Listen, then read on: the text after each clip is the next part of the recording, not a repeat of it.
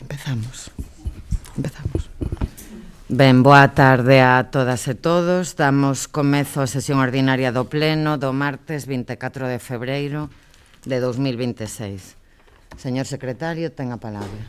Sí. Boa noite a todos e a todas. O primeiro punto de orde do día é a aprobación se procede do borrador da acta da sesión anterior. Punto seguinte. Dación de conta de decretos de alcaldía e asuntos varios. E o punto terceiro é a revisión e aprobación da política de seguridade da información ENS. Esquema de seguridade. Delegado de Novas Tecnoloxías, ten a palabra. Gracias, señora alcaldesa. Ben, traemos hoxe aquí para a formación plenaria a revisión e aprobación da política de seguridade da información e creación do órgano de asignación de roles de seguridade da información. A política de seguridade é un documento de alto nivel mediante o cal a entidade local define o seu compromiso respecto da seguridade dos servizos, trámites electrónicos, proporcionados á cidadanía e a información que estes xestionan. Neste documento describiránse os mecanismos que se implementaron para garantir a xestión continuada da seguridade e os responsables que se estableceron para velar polo seu cumprimento. O obxectivo da política de seguridade da información do Concello de Betanzos é garantir a calidade da información, a prestación continuada dos servizos, a actuación preventiva dos riscos, a supervisión da actividade diaria e a reacción rápida fronte aos incidentes de seguridade. As entidades locais deben ofrecer garantías de seguridade no uso e tratamento dos sistemas de información. Para conseguir alcanzar dita garantía de seguridade da información, o ENS establece os pasos a seguir, sendo o primeiro deles a realización do correspondente plan de adecuación, que implica, en primeiro lugar, a realización dunha política de seguridade da información que regule todas as cuestións necesarias para implantar as medidas de seguridade requiridas. O obxectivo principal da presente política de seguridade da información é o establecemento dos principios básicos e requisitos mínimos necesarios para a consecución dos obxectivos de seguridade establecidos polo Esquema Nacional de Seguridade como cuestión clave para a consecución do resto de obxectivos nesta materia.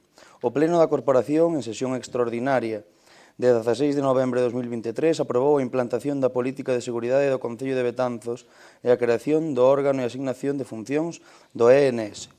O Concello de Betanzos obtivo a certificación de conformidade co Esquema Nacional de Seguridade na categoría básica, segundo o Real Decreto 311/2022, en xuño de 2024. Visto que a certificación ten data de renovación de conformidade o 3 de xuño de 2026, o Concello de Betanzos ten o compromiso de manter o nivel de certificación obtido conforme ao ENS tras a firma do convenio de colaboración entre a Diputación Provincial da Coruña e os concellos da provincia para a adecuación ao ENS. En base ao exposto anteriormente, solicítase a aprobación por parte do Pleno da Corporación os seguintes acordos. Primeiro, derogar a política de seguridade de información do Concello de Betanzos e modificar a composición e asignación de funcións do órgano denominado Comité de Seguridade da Información aprobados en sesión plenaria de 16 de novembro de 2023. Aprobar a creación do novo órgano e modificación da composición e asignación de funcións en materia de seguridade da información. E terceiro, aprobar a nova política de seguridade da información. Nada máis nesta primeira intervención. Moitas gracias. Moitas grazas. Concelleiro non adscrito. Alcaldesa, e buenas noches a todos. Entendemos que é un trámite técnico necesario para cumplir con o Real Decreto 311/2022, por lo que nuestro voto será favorable, porque es necesario proteger los datos de los vecinos. Nada más. Moitas grazas. Voceiro nacionalista. Moitas grazas, señora alcaldesa. Boa noite a todos e a todas.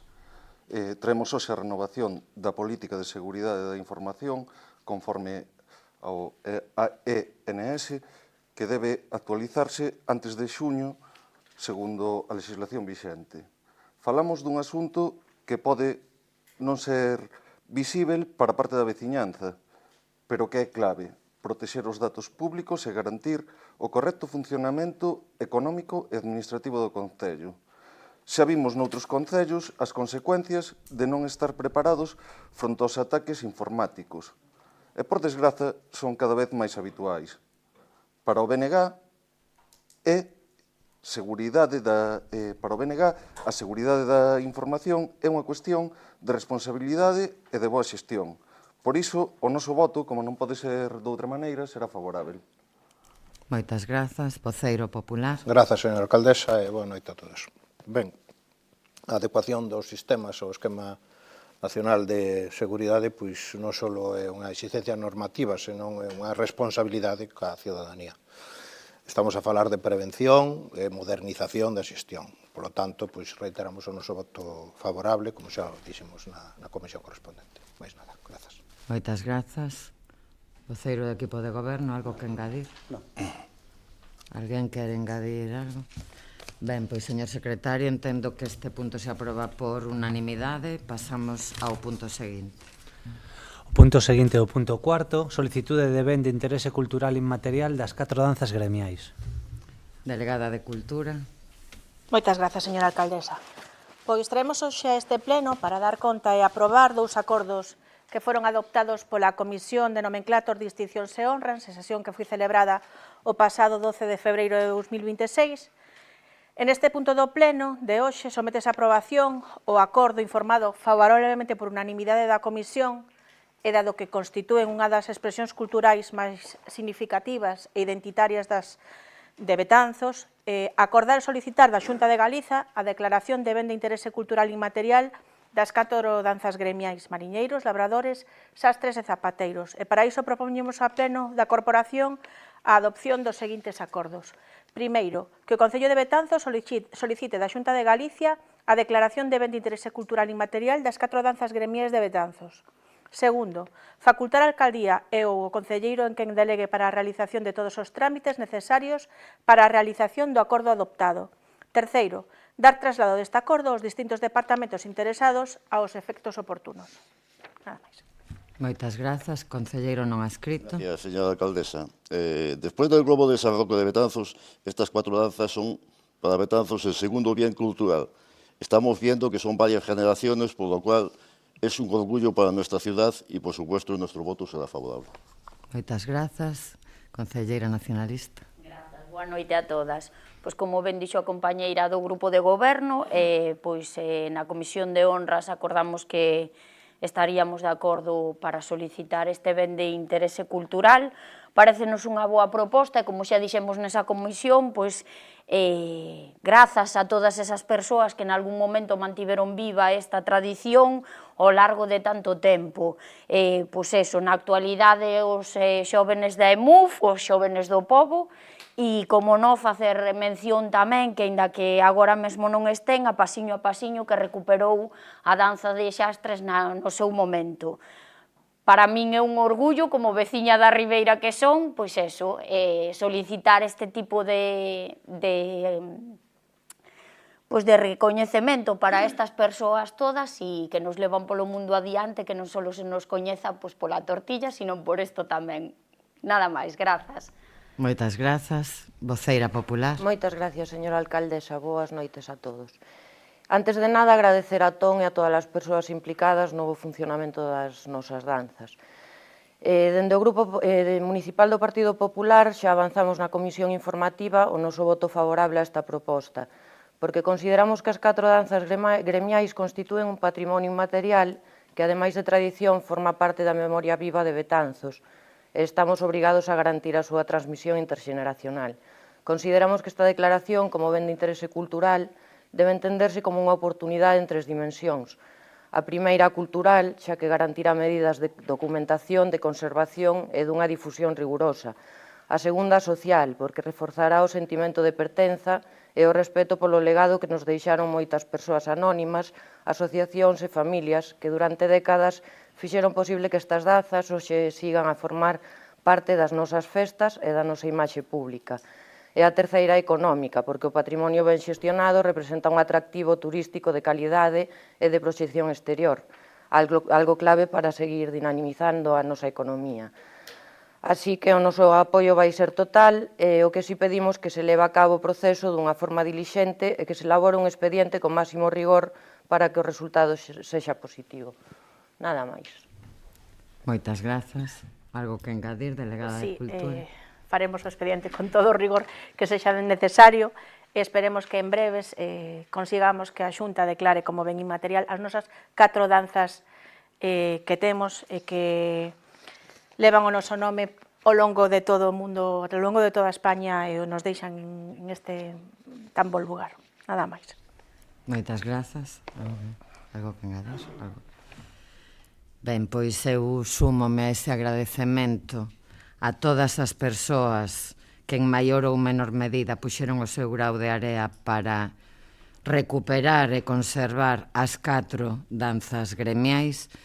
Non teño o dato, pero creo que nalgún municipio galego consérvase algunha, pero 4 non me consta que en ningún. Sí. 4 tamén. Non tantas. Iba a decir 4, non me consta en ningún. Algúnas sí, sei en varios concellos. Así que é un motivo máis para estar moi orgullosos e orgullosas. E, por suposto, grazas ás dúas entidades que neste momento as continúan desenvolvendo e difundindo, que son a Asociación Xóvenes do Pobo, que ademais cumple 50 anos este ano, e a Escola Municipal de Folclore, que recuperou dúas e que estrenamos no 800 aniversario do traslado da cidade. Bueno, pois, señor secretario, entendo que se aproba por unanimidade tamén este punto. Pasamos ao punto seguinte. Punto seguinte, o punto quinto, concesión do premio Úrsula Meléndez de Teixeda. Delegada de Cultura. Pois este é o segundo acordo que se trae, que deriva desta comisión de nomenclator que se celebrou o pasado 12 de febreiro, e vendado a que, como todos os anos, no mes de marzo, no Concello de Betanzos se concede o premio Úrsula Meléndez de Teixeda a unha muller, colectivo ou asociación de mulleres que traballan para conseguir a igualdade de sexo e contribuir a mellorar a situación actual da muller en Betanzos. Despois de debater sobre distintas candidatas, todas elas igual de idóneas e merecedoras, informouse favorablemente por parte da comisión por unanimidade dos membros conceder o premio este ano a dona Josefa Naveira García pola súa labor de case 30 anos no tecido asociativo de Betanzos, especialmente en Infesta, que é na parroquia na que é presidenta da Asociación de Veciños dende o ano 1998. Por todo iso, propoñemos ao Pleno da Corporación a adopción dos seguintes acordos. Primeiro, conceder o premio Úrsula Meléndez de Teixeda do ano 2026 a Josefa Naveira García. Segundo, facultar a alcaldía ou concelleiro ou concelleira en quen delegue para a realización de todos os trámites necesarios para a realización do acordo adoptado.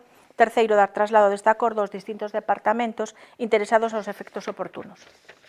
Moitas grazas, concelleiro non adscrito. Es una decisión muy acertada. Aunque cada grupo traíamos distintas personas o asociaciones, esperamos se cumpla lo acordado en la comisión y se lleve a cabo nuestras peticiones, como así quedó reflejado en dicha comisión.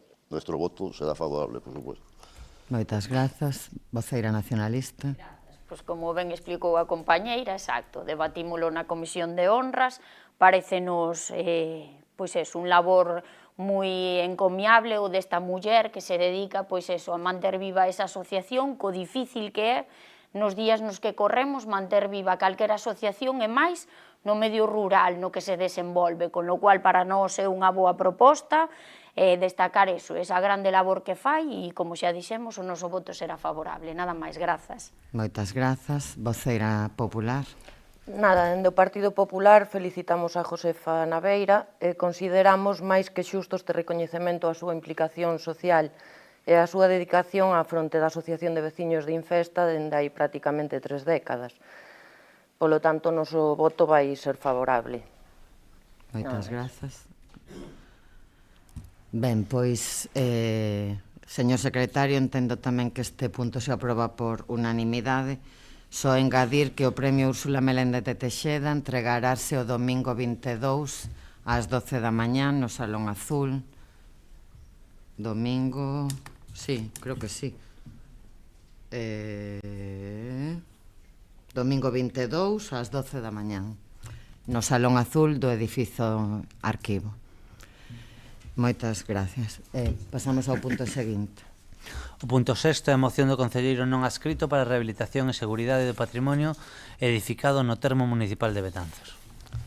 Concelleiro non adscrito. Gracias, señora alcaldesa. Betanzos posee un patrimonio arquitectónico que define nuestra identidad, pero el abandono progresivo de inmuebles y solares derivó un problema de seguridad y salud pública que afecta por igual al casco histórico y a la zona urbana y a nuestras parroquias.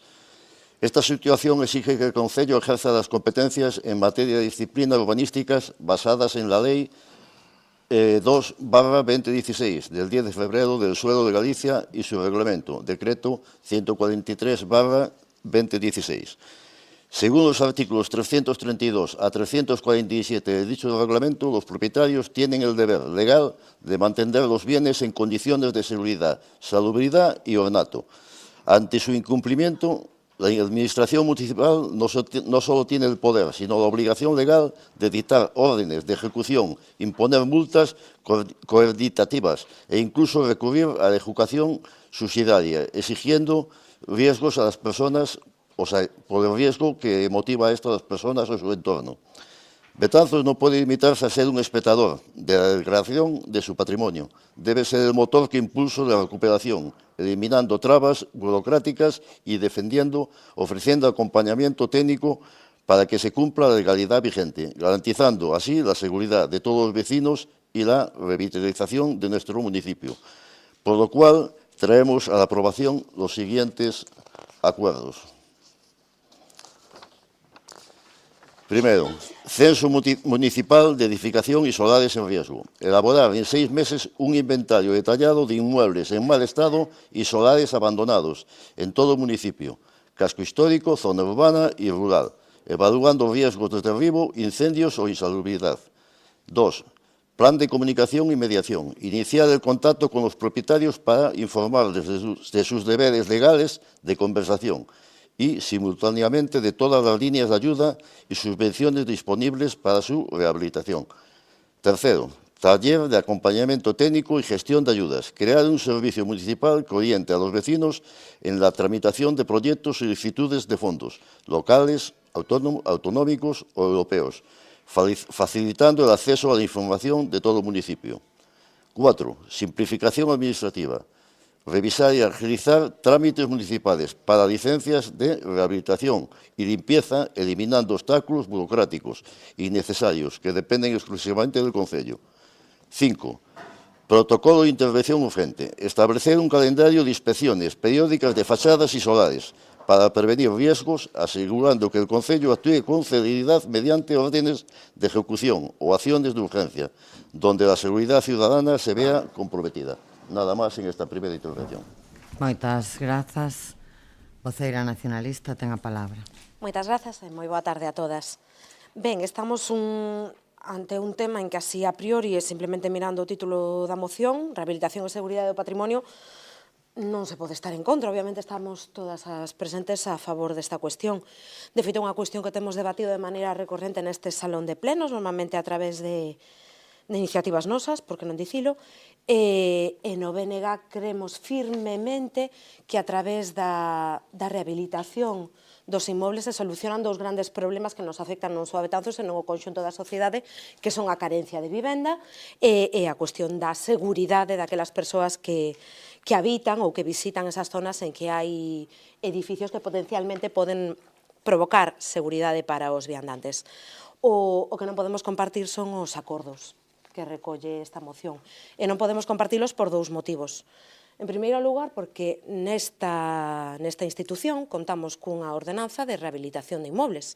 Unha ordenanza que, por certo, non se menciona en ningún lado, que foi aprobada hai alrededor de 2 anos neste salón de plenos coa súa presenza, que de feito en novembro, é dicir, hai 3 meses escaso, debatemos tamén nesta sala unha moción do BNG a respecto do cumprimento da ordenanza de rehabilitación de inmobles.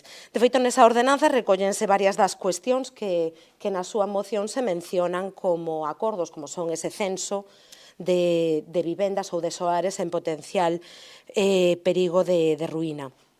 E a segunda cuestión, que tampouco se menciona en ningún momento na súa moción, é que neste Concello contamos con unha oficina de rehabilitación municipal. É dicir, piden vostedes nun dos acordos, no número 3, se non me engano, que se cree un órgano para promover e asesorar os veciños e veciñas de Betanzos, unha oficina de acompañamento técnico e xestión de axudas, grazas, que basicamente é unha das misións que debería ter a oficina de rehabilitación municipal. É dicir, non ten sentido crear unha oficina cando xa temos un órgano municipal con persoal en unha dotación, de feito na listaxe de decretos deste mes ben recollida a dotación de arquitecto técnico para esa oficina, e imos crear outra. O que tenemos será que dinamizar unha oficina de rehabilitación que xa temos para que cumpra con ese cometido. E como creemos que os seus acordos non se axustan á realidade nin ao aparello legal co que contamos, ofrecémoslles unha emenda de sustitución para a súa moción de rehabilitación e seguridade do patrimonio edificable. Nesta emenda de sustitución contamos con 4 acordos. O primeiro, como poden ver vostedes redactados, é que, tal e como se recolle no título segundo, capítulo segundo da Ordenanza de Conservación e Rehabilitación de Inmobles publicada no Boletín Oficial da Provincia de 18 de xaneiro de 2024, solicitamos ao Concello de Betanzos que elabore e difunda o rexistro de soares, que ten, cito literalmente, carácter público e créase coa finalidade de incluir os soares ou as construcións en ruína ou paralizadas e non terminadas, como medio de instrumentar a venda forzosa nos casos de incumprimento dos deberes urbanísticos de edificación nos prazos establecidos. Un segundo acordo sería, tal e como se recolle no título primeiro, Conservación e Rehabilitación desa Ordenanza de Conservación e Rehabilitación de Inmobles, que foi publicada no Boletín Oficial da Provincia de 18 de xaneiro de 2024, solicitamos ao Concello de Betanzos que se comunique e medie coas persoas propietarias de inmobles en risco de ruína e que siga os protocolos que se recollen na mencionada ordenanza para intervir nos mencionados inmobles. Para sustituir ese plan de comunicación e mediación, aí teñen o plan. No punto terceiro, tal e como se ten aprobado en sesións plenarias anteriores, na maior parte dos casos, ademais, por unanimidade por iniciativa do BNG, instar o Goberno local a dotar de todos os medios necesarios a Oficina de Rehabilitación Municipal para que informe puntualmente a veciñanza das subvencións que existen para a rehabilitación de vivendas históricas e para que colabore en todos os trámites que os propietarios necesiten. E, en último lugar, facultar a Alcaldía a Concelleira en quen delegara a dar cumprimento destes acordos.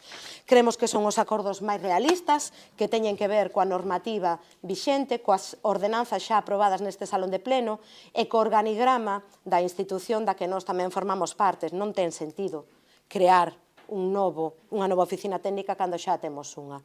Ben, agardamos que lles parezan oportunos eses acordos. No segundo quenda debatimos sobre esta cuestión. Nada máis. Grazas. Moitas grazas. Voceira popular. Grazas, señora alcaldesa, e boa noite a todos e a todas. Ben, pois pouco que decir ante esta moción, xa que dende este grupo xa temos traído en outras ocasións mocións parecidas, e xa se debatiron aquí. Estamos de acordo co contido da moción, non sei se van a aceptar ou non as adendas do BNG, pero sea dunha forma ou doutra o noso voto será favorable. Moitas grazas. Moitas grazas. Voceiro do equipo de goberno. Grazas, señora alcaldesa. Ben, evidentemente que dende este grupo de goberno que compartimos a necesidade de preservar e de coidar o noso patrimonio construído, e así o demostramos no día a día na adopción de medidas normativas, como foi a elaboración dun plan municipal de inspección urbanística que se aprobou alá polo ano 2022, o da Ordenanza de Conservación e Rehabilitación de Inmobles que entrou en vigor a finais do mes de xaneiro do ano 2024. Con todo, é necesario contextualizar algunhas das propostas formuladas e explicar o traballo que o Concello está xa a desenvolver, así como os trámites legais en materias que condicionan a súa execución. Falan na moción sobre o censo municipal de edificacións e soares en risco e a elaboración dun inventario exhaustivo de todo este tipo de cuestións no termo municipal en 6 meses, non? E con unha avaliación detallada de riscos estruturais, incendios ou insalubridade. Este aspecto entendemos que non é viable cos medios municipais actuais, pero nin neste Concello, nin en calquera outro Concello da nosa poboación. Establecer un prazo de 6 meses para estas cuestións pois é bastante curto. Os servizos técnicos municipais xa realizan seguimento das edificacións aplicando criterios de urxencia, tal e como establece o citado Plan Municipal de Inspección Urbanística que se aprobou no ano 2022 e que prioriza actuacións en función do risco real para a seguridade. Ademais, temos que recordar que estamos no marco da redacción do novo Plan Especial de Protección do Casco Histórico e o equipo redactor está a realizar unha avaliación do estado da conservación dos edificios que se recollerá nun plano específico. Xa existe un borrador das fichas individualizadas de cada edificación do casco histórico e do seu estado. E máis, na actualidade e como última medida da elaboración deste plan especial, deste documento, a empresa está pendente dos permisos oportunos, concretamente do de AENA, para realizar un voo mediante un dron co cal se fotografiarán todas as traseiras de todas as edificacións do casco histórico. Polo tanto, isto xa se está a facer e pensamos que a finais do mes de marzo, así nos lo indican os técnicos e a propia empresa adxudicataria, que é a previsión da entrega do documento xa finalizado para a súa presentación e a aprobación inicial. Tamén temos que incidir que o Concello dispón dun registro municipal de soares, tal e como se regula na ordenanza de rehabilitación, no que se deben de inscribir os solares en prazo de cumprir o deber de edificar, as edificacións declaradas equiparadas a solar e as declaracións de ruína. É dicir, existen numerosos instrumentos en marcha e outros xa operativos para a proposta de censo universal, pero en 6 meses é materialmente imposible. Sobre o plan de comunicación e mediación, o Concello xa conta cunha oficina de rehabilitación, como moi ben decía a voceira do Bloque Nacionalista Galego, e recentemente reforzada coa incorporación dun novo técnico que informe e asesora aos propietarios sobre as axudas e as obrigas de conservación. O contacto cos propietarios se realiza en cada procedemento de disciplina urbanística, sempre que sexa posible localizalos para requerir o cumprimento do deber de conservación previsto na Lei do Solo e previsto na Ordenanza Municipal de Rehabilitación. En canto á difusión de axudas e de información, teño que recordar e poñer en manifesto que na web municipal existe un apartado específico para a Oficina de Rehabilitación, apartado no que podemos atopar información tal e como a presentación da propia oficina técnica, o programa de axudas a actuacións de mellora de eficiencia enerxética e vivendas, a información sobre o plan de barrios, outras axudas e bonificacións fiscais existentes, un apartado específico para toda a información necesaria para poder inscribirse como demandante de vivenda de protección oficial de promoción pública da Xunta de Galicia. Por lo tanto, toda esta información está aloxada e colgada na web dunha forma moi intuitiva. Simplemente con acceder ao apartado de urbanismo xa aparece a oficina de rehabilitación e se pode atopar aí toda a información. Sobre a oficina de acompañamento técnico que formulan pois o mesmo que sobre o plan de comunicación e mediación. Xa temos unha propia oficina no Concello, xa está a cumprir con esta función e se está dando asesoramento técnico, información sobre subvencións e apoio na tramitación de proxectos. Por lo tanto, este punto xa está implantado. Sobre a simplificación administrativa, o marco normativo dos procedementos urbanísticos é autonómico, non municipal. O Concello non pode modificar trámites establecidos pola Lei do Solo de Galicia e o seu regulamento. Por lo tanto, estamos a cumprir o que sí aplicamos tamén a ordenanza de rehabilitación, como decía con anterioridade. E no que se refire á agilidade da dita documentación, na que dende este Concello se está a traballar con procedementos de mellora continua, compre salientar que o Departamento de Urbanismo do Concello de Betanzos é un dos poucos de toda Galicia que está a informar todos os novos expedientes que se presentan en menos de 3 meses. Que é o que exixe a lei, sendo aínda máis áxiles nos da reposición de legalidade e disciplina urbanística, polo que non se identifican obstáculos burocráticos innecesarios que dependen exclusivamente do Concello, tal e como afirman na súa moción. E sobre isto, lles pediría que aclararan a que se refiren cando falan e plasman na moción de esos obstáculos burocráticos innecesarios que dependen exclusivamente do Concello. Queríamos saber a que obstáculos están a referir, a ver que obstáculos dentro do Departamento de Urbanismo se lle están levando a cabo aos administrados, é dicir, aos nosos veciños e veciñas, para obstaculizarlles, máis alá do que indica a propia lei, e que se lle require o mesmo que se lle pida a un veciño de Coirós, a un veciño de Curtis ou a un veciño de Coruña, é dicir, que se cumpla a lei de materia escrupulosa. Polo tanto, reitero, gustaríanos saber a que tipo de obstáculos se refiren e que nos poñan un exemplo, porque cando se fan este tipo de afirmacións hai que ser claros e poñer toda a información sobre da mesa para, de ser o caso, que así sexa, se é así o que vostedes din, pois correxilo, pero xa anticipo que o que se pide dentro do Departamento de Urbanismo é cumplir de forma escrupulosa coa lei vixente. E sobre o patrimonio de intervención urxente, a normativa prevé mecanismos para garantir a seguridade. A Lei 1/2019 de avaliación de edificios que obriga aos propietarios a realizar o informe de avaliación de edificios e é certo que o seu cumprimento é reducido, especialmente no caso de edificacións catalogadas incluídas na nosa ordenanza. A realización destes informes de oficio polo Concello non é viable cos medios disponibles, nin a Administración local pode asumir a obrigación dos propietarios relativa á elaboración destes informes de habilitación. O que sí quero recordar e recalcar é que cando existe risco para persoas ou bens, o Concello actúa mediante ordes de execución, medidas de seguridade ou intervencións de urxencia que se tramitan nun prazo de 24, 48 horas. Temos un exemplo claro que se produxo en Caraña do Medio este fin de semana, o de Rúa Nova 73, creo recordar que tamén ao mesmo día que se detectou un risco, pois actuouse ao instante, evidentemente de forma subsidiaria e trasladándolle despois á propiedade os custos da asunción deste tipo de actuacións. Por lo tanto, compartimos o obxectivo de mellorar o estado do patrimonio edificado, de reforzar a seguridade urbana, pero xa dispoñemos de instrumentos de inspeccións, rexistro de asesoramento dentro do Departamento de Urbanismo e máis concreto no caso do casco histórico coa Oficina de Rehabilitación que se continúa a traballar no control e seguimento da disciplina urbanística e na difusión das axudas á rehabilitación. Entendemos a moción como positiva, pero sí é certo que os acordos que se recollen pois xa se están a cumplir na práctica totalidade das cuestións que afirman e outras son imposibles de levar a cabo, como cumprir ese registro de soares en 6 meses cando xa temos normativa específica para ese tipo de registro. Nada máis que engadir nesta primeira intervención. Moitas grazas, concelleiro. Alcaldesa, mira, nosotros somos menos realistas, pero un poquito más ambiciosos. Concretamente, aceptamos estos cambios, de todas formas, que nos están pidiendo. A lo que se refiere, señor Fernández, es cuando un vecino presenta a lo mejor 5 proyectos, pues a veces no se lleva a cabo ninguno, o le cuesta trabajo sacar adelante. Es a lo que me refería siempre. Esa es la contestación a lo que usted se refería. Y después me repito a mi primera intervención. Primero, rehabilitar el casco histórico, lo cual motivaría a comerciantes y a montar sus negocios con seguridad y proyecto de futuro, que creo que es lo que todos los betanceros queremos. Nada más. Moitas gracias. Entendo que aceptan a adenda de sustitución. Sí, por supuesto. Vale.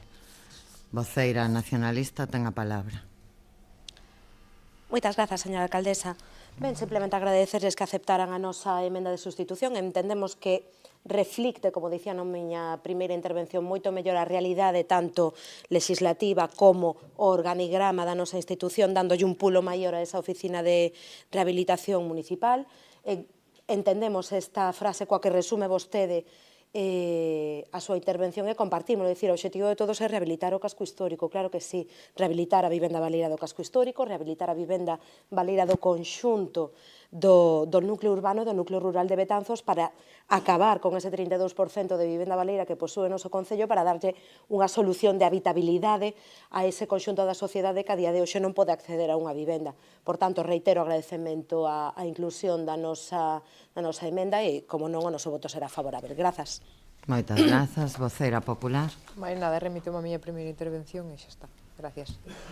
Voceiro do equipo de goberno. Ben, pois como decía, é unha situación que todos compartimos e que todos estamos de acordo en que debemos de coidar e de preservar o patrimonio construído no noso Concello. Nos parece acaecidas estas modificacións que presentou o BNG á moción que propón o grupo dos non adscritos.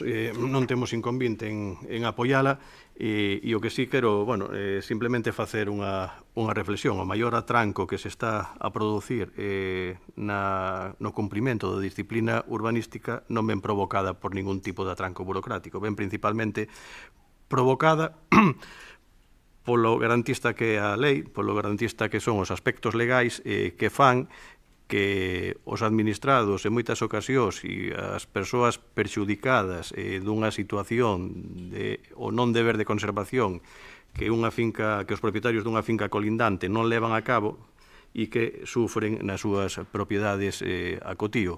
E o devenir administrativo e o cumprimento legal da lei, non da lei municipal, sino da lei autonómica e da lei estatal, fai que todos estes procedementos, se non hai boa vontade e colaboración por parte dos infractores, pois que se ralenticen no tempo, pero non por atrancos burocráticos. E o exemplo que me poñía, señor Martínez, se un veciño ou veciña presenta 5 proxectos e ningún deles o leva a cabo, non é por un atranco burocrático do Concello de Betanzos, será porque quere facer algo que a lei non lle permite, pero non porque o Concello lle atranque. O sea, afirmar atranco burocrático quere decir que o Concello ralentiza un proxecto, que non lle dá o visto bon a algo que quere facer e que ten dereito a facelo, non. Cando un proxecto non sai pa diante por temas de legislación, son porque non cumpren con ela, non é porque dende o Concello se preste ningún tipo de atranco burocrático. Si é todo o contrario, o Concello ten que estar para facilitar o desenvolvemento das nosas edificacións existentes e de outras edificacións que se poidan construir a maiores. Temos un problema acuciante de vivenda e entre todas as administracións temos que poñer o noso grau de area para tratar de solucionalo, xa non só dende o punto de vista patrimonial, sino dende o punto de vista habitacional e de dereitos para todos os veciños e para todas as veciñas. Por lo tanto, dende o Concello o que se está a tratar é de agilizar ao máximo dentro da legislación existente a tramitación destas licencias urbanísticas. E cando decía que somos dos máis rápidos, a día de hoxe sí somos dos máis rápidos. Estivemos con un atranco importante que se solucionou dotando de máis medios, tanto internos como externos, e lle podo decir que unha declaración previa destas que falaban vostedes para facer unha limpeza das cubertas ou dos canales de evacuación, dos canalóns, ou unha pequena reforma dun cambio de cuarto de baño, unha rehabilitación interior sin afectar a elementos estructurais, pois están resolvendo na mesma semana, en un prazo de 2-3 días se resolven. E as licencias xa de obras de novas construcións ou de naves no polígono que estamos vendo que hai un pulo, en menos de 3 meses se están a tramitar, sempre e cando contemplen con todas as licencias sectoriais, que ese é o principal atranco. Cando se ten que pedir unha licencia a patrimonio, unha licencia a rede de estradas do Estado ou a costas, que aquí en Betanzos temos todas as afeccións, aí é onde o contador se volve a poñer a cero e onde se ralentizan os prazos, pero non é por un atranco burocrático do Concello, sino que é pola obtención desos permisos sectoriais dende outras administracións. Polo tanto, este grupo vai a apoiar todo tipo de medidas que vayan no sentido de recuperar, de preservar, de coidar e de dinamizar o noso patrimonio e a construción de vivenda no noso Concello. Nada máis que engadir. Ben, pois debatido o asunto e con os acordos plantexados polo BNG, entendo que, señor secretario, se aproba por unanimidade. Pasamos ao punto seguinte. Pasaríamos ao punto 7º, moción do PP para a aprobación da ordenanza reguladora do acceso de vehículos ao casco histórico. Voceiro popular, ten a palabra. Grazas, señora alcaldesa. Ben, o casco histórico de Betanzos constitúe un espazo de valor patrimonial, urbanístico, social e económico, cuxa protección e conservación debe ser compatibles co desenvolvemento da vida diaria da veciñanza, a actividade comercial e hosteleira e a prestación dos servicios públicos. A presión do tráfico rodado nesta zona, xunto coa necesidade de ordenar a mobilidade, o estacionamento e as operacións logísticas, fai preciso dotar ao Concello dunha regulación específica que establezca criterios claros de acceso, circulación e permanencia de vehículos. O borrador de ordenanza municipal elaborado establece como obxecto regular o acceso, a circulación, o estacionamento e a carga e descarga de vehículos no casco histórico, garantindo a conservación do patrimonio, a calidade de vida das persoas residentes e o desenvolvemento da actividade económica e dos servicios públicos esenciais. A norma propónse aplicar o ámbito definido polo PEPRI e fixa como finalidades principais reducir o tráfico innecesario, facilitar o acceso á veciñanza, ao tecido económico, ordenar a logística comercial e garantir o acceso aos servizos administrativos e sanitarios. A aprobación desta ordenanza permitirá avanzar cara a un modelo de mobilidade máis ordenado, sostible e equilibrado, reforzando a protección patrimonial e a habitabilidade do casco histórico sen perxudicar o seu dinamismo social e económico. Por todo exposto, o Pleno Concello de Betanzos adopta os seguintes acordos. Instar ao Goberno Municipal a iniciar a tramitación formal da Ordenanza Municipal Reguladora do acceso de vehículos ao casco histórico de Betanzos, tomándose como base o borrador existente. Establecer como criterios base da ordenanza, sen presuicio da súa concreción técnica e xurídica, os seguintes supostos de acceso autorizado ao casco histórico. Persoas residentes no casco histórico en réxime de propiedade ou aluguer. Propietarios de vivendas, locais comerciales ou prazas de garaxe, aínda que non residan na zoa. Comerciantes, hostaleiros, hoteleiros e titulares de vivendas de uso turístico. Clientes de comercios, estabelecementos hostaleiros e vivendas de uso turístico nos termos que se permiten regulamentariamente. Clientes de vivendas de uso turístico con praza de garaxe no casco histórico. Familiares de persoas maiores que vivan soas, con mobilidade reducida ou problemas de saúde. Vehículos destinados a carga e descarga dentro dos horarios establecidos. Vehículos de servicios esenciais, incluídas emerxencias e asistencia sanitaria. Persoas usuarias de servicios públicos esenciais, como o Concello, a Xencia Tributaria ou Farmacia de Garda. Vehículos vinculados á actividade comercial e hostalería para tarefas de abastecemento logística. Persoas con mobilidade reducida debidamente acreditadas. Taxis. Vehículos de mantemento, reparto a domicilio, mudanzas e obras autorizadas. Incorporar ao texto definitivo da ordenanza un sistema de control de accesos, autorizacións permanentes e temporais, regulación de horarios de carga e descarga e un réxime sancionador proporcionado e garantista. Abrir un proceso de participación pública previo á aprobación inicial co obxecto de recoller achegas da veciñanza, do tecido comercial hostaleiro e das entidades sociais. Solicitar os informes técnicos e xurídicos perceptivos para a súa aprobación inicial polo Pleno da Corporación. Proceder á exposición pública do documento e ao correspondente período de alegación se conforma a normativa vixente. Desenvolver campañas informativas previa a súa entrada en vigor e estudar a habilitación de zonas de estacionamento perimetral e outras medidas complementarias de mobilidade que favorezan a accesibilidade ao casco histórico. Mais nada polo momento. Moitas grazas. Concelleiro non adscrito. Gracias, señora alcaldesa. Ben, nos entendemos este como un debate de vital importancia para moitos veciños de Betanzos, polo que temos moi claro que hoxe non estamos aquí para falar de teorías nin de conceptos valeiros, sino dunha realidade que afecta directamente á vida e ao bolsillo de moita xente. O meu compañeiro Manolo Martínez máis eu estivemos onde hai que estar, na rúa. Vimos durante estes últimos días de falar cara a cara cos comerciantes nos seus negocios e de escoitar aos veciños nas súas casas, porque para gobernar Betanzos é fundamental escoitar. E o que nos atopamos nas rúas do noso casco histórico é unha indignación absoluta ante a forma de impoñer do goberno local. Vostedes pretenden xestionar o corazón da nosa cidade a golpe de decreto. Publicaron no Boletín Oficial da Provincia do 19 de febreiro o anuncio para acender as cámaras e comezar a multar, pero finxéronos sin dar un paso previo, que é o de consultar cos veciños e cos comerciantes. Demostraron unha vez máis que pretenden mandar desde a comodidade do despacho e sen sentarse coa xente que levanta a persiana do seu negocio cada mañá, ignorando completamente a realidade. Betanzos é como é. Temos un casco histórico cunha orografía única pero difícil, con rúas empinadas que son un reto diario para moitos veciños. Díganlle vostedes a unha persoa maior ou con limitacións de mobilidade que queira comprar unhas zapatillas que ten que subir andando ata Roldán. Ou dígalle a un veciño de Abegondo, de Oza ou de Coirós que ven facer un gasto ao noso comercio que ten un cronómetro de 30 minutos pegado ao pescozo antes de que unha cámara o multe. Como nos dicían algúns comerciantes estes días falando de vostedes, se non queren axudar que non axuden, pero que polo menos non prexudiquen. E que non prexudican pouco. Horario de carga e descarga de 7 a 11 da mañán. Pretenden impoñer unha franxa horaria de reparto que comeza cando o repartidor aínda está dormindo na casa e que remata cando os comercios están abrindo. Totalmente surrealista. Pero que, ademais, isto é un ataque directo á calidade de vida dos veciños do casco. Como vai a recibir un veciño un paquete ou a compra do supermercado se non é nesa franxa horaria? Vostedes pretenden que a xente que vive no casco teña que pedir permiso ou facer malabares para algo tan básico como recibir un envío na súa propia casa. Miren, a realidade non é outra que poñer cámaras e multar sen dar alternativas e dicirlle á xente de toda a comarca que non veña a Betanzos, que se vayan a Marineda, que se vayan a Oules de Culleredo, porque aquí o Concello os vai a sancionar se tardan 31 minutos en facer os seus recados. E saben que é o peor? Que vostedes non aprenden, señora alcaldesa. Miren o seu historial de fracasos. Equivocáronse co mercado municipal. Fixeron unha reforma de costas á realidade e o resultado foi o que foi. Unha licitación que quedou deserta porque ninguén quixo apostar por ese proxecto. E uns praceiros que preferiron renunciar aos seus postos antes que volver.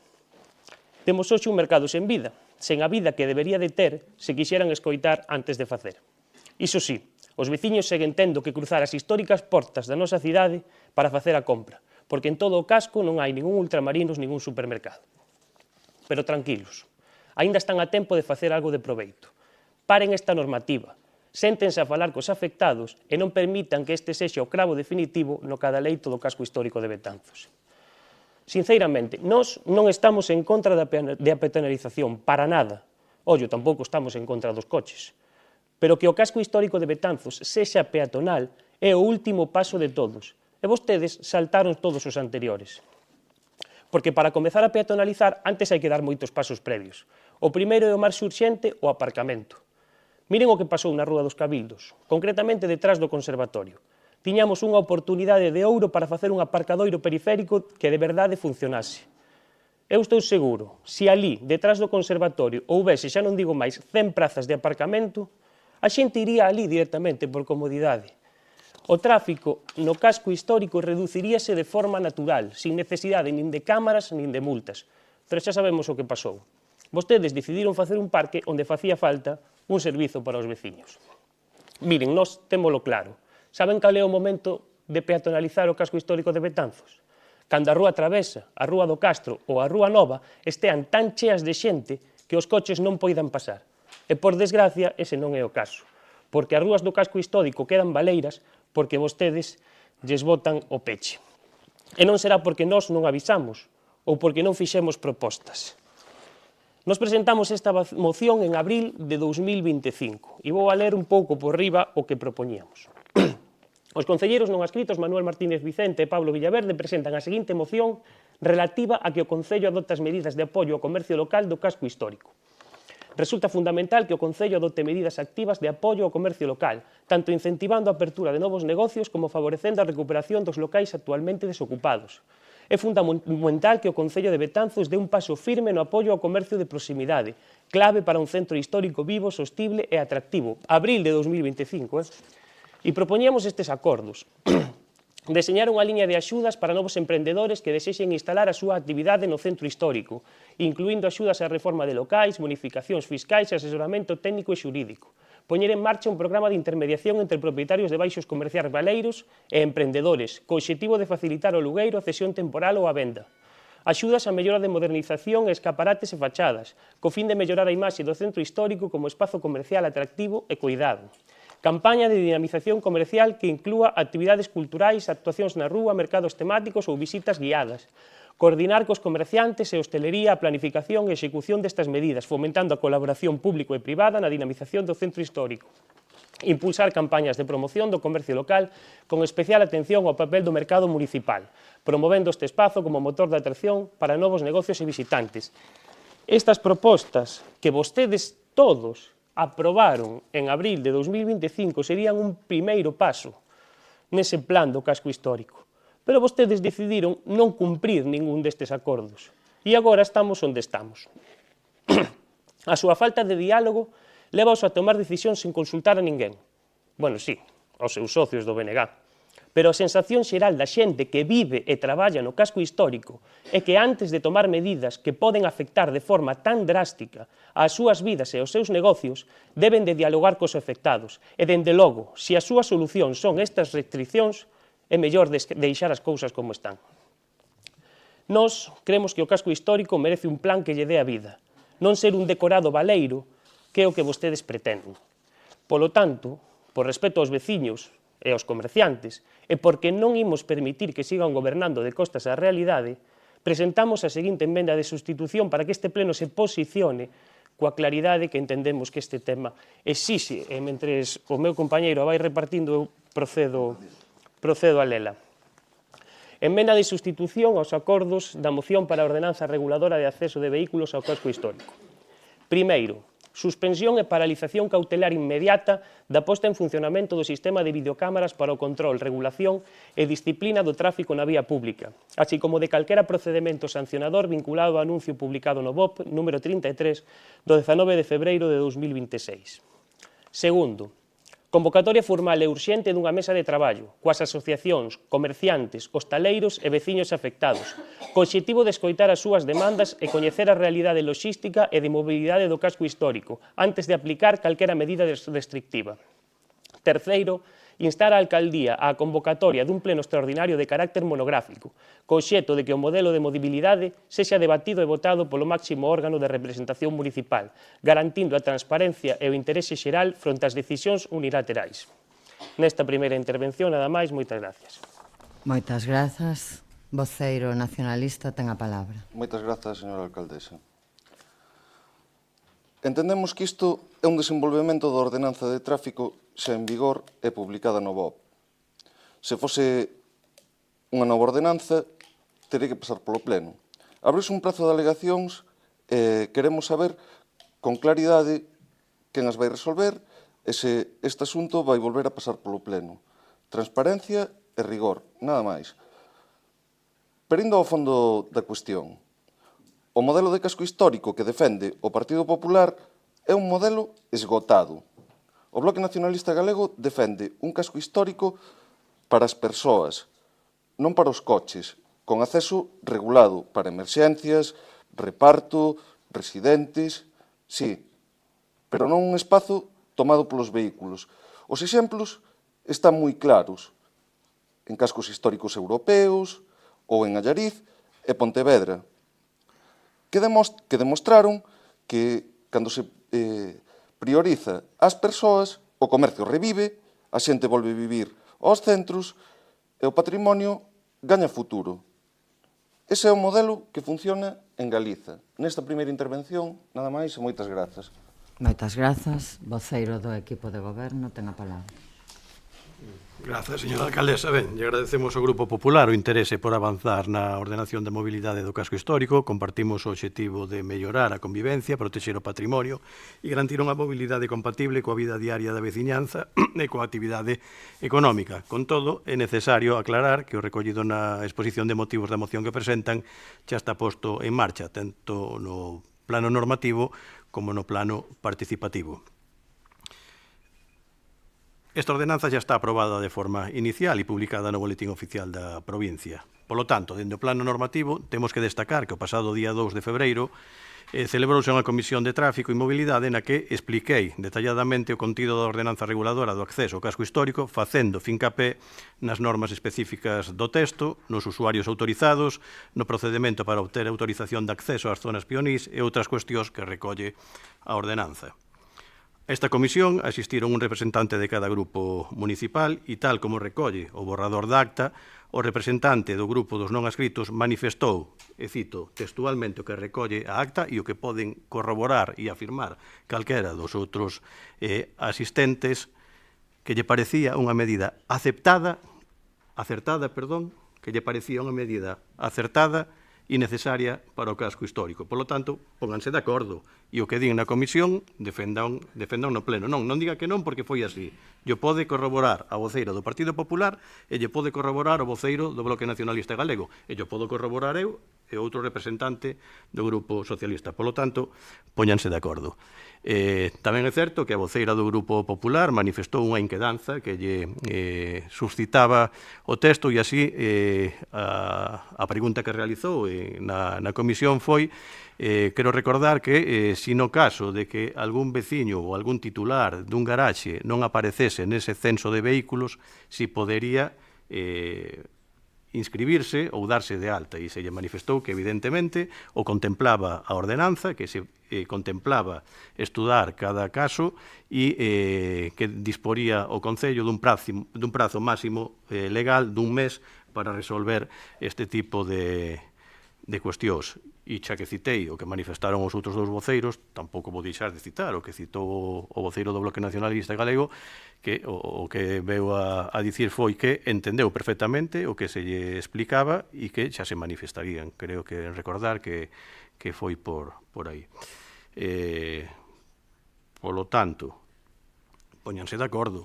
E se piden transparencia, participación e cando se convoca unha comisión non din nada ou simplemente din que está todo perfecto para despois, non sei, bueno, si o sei, para utilizar calquer paso que se trate de dar de forma electoralista, de terxiverchar e darlle a volta, porque era ali donde podían traer isto.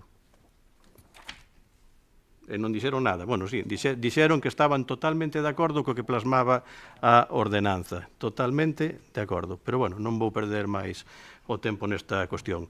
Posteriormente desta Comisión de Mobilidade, a Xunta de Goberno Local, na sesión que se celebrou o día 5 de febreiro do ano 2026, aprobou inicialmente a declaración de zona de acceso restringido ao casco histórico, así como a instalación e posta en marcha das videocámaras de control de accesos, tal e como se informou na Comisión de Tráfico e Mobilidade, posto que non houve ningún tipo de achega por parte dos asistentes. Posteriormente, este texto publicouse no Boletín Oficial da Provincia do 19 de febreiro de 2026 e estará aberto a alegacións ata o 20 de marzo deste mesmo ano. Este documento publicado incluye a delimitación da zona restringida, o réximen de accesos autorizados, o sistema de control mediante lectura de matrículas, o procedimento de autorizacións, a sinalización e o réxime sancionador, o período de información pública e o período de alegacións. É dicir, a regulación xa está iniciada formalmente, con base nun proxecto técnico completo e nun marco legal sólido e seguindo o procedimento establecido pola normativa de tráfico e pola protección de datos. Polo tanto, non procede instar a iniciar a tramitación porque a tramitación xa está iniciada, aprobada e publicada. Sobre o borrador de ordenanza, dicir que xa foi traballado nas mesas de participación, piden participación e, dende o punto de vista participativo, temos que pôr en valor que antes de elaborar esta ordenanza e de producirse esta aprobación inicial, o Concello impulsou a finais do 2022 e levou a cabo entre decembro do ano 2022 e febreiro do ano 2023 e dentro do proxecto de Plan de Sustentabilidade Turística un proceso de traballo participativo con agentes implicados no destino Betanzos, como foron asociacións veciñais, comerciantes e hostaleiros, representantes do sector turístico, técnicos municipais de urbanismo, mobilidade e seguridade e grupos políticos municipais. Así, nese proceso, entre outras persoas, participaron na mesa política a alcaldesa, a voceira do Bloque Nacionalista Galego, a voceira do Partido Popular, o voceiro do Partido Socialista e un técnico da Reserva de Biosfera. Na mesa de turismo participaron 9 titulares de negocios de hostelería. Na mesa de comercio participaron 7 titulares de establecementos comerciais. E na mesa técnica participaron representantes de ACEBE e profesionais do ámbito do turismo e da arquitectura, tanto do ámbito privado como do ámbito público. Froito dese proceso de análise e de debate, elaborouse unha enquisa que serviu de base para o documento que agora está en exposición pública. É dicir, o proceso participativo previo xa se realizou, e non só de maneira formal, senón con achegas reais que se incorporaron ao texto. Esta enquisa, realizada entre veciñanza e establecementos do casco, forma parte do traballo previo de diagnose. A súa finalidade foi coñecer hábitos de mobilidade, identificar problemas de acceso, carga, descarga e estacionamento, avaliar a percepción cidadá sobre o tráfico no casco, recoller propostas e prioridades. Os resultados da enquisa serviron para orientar o borrador e están incorporados ao expediente como documentación de apoio ao proceso de participación.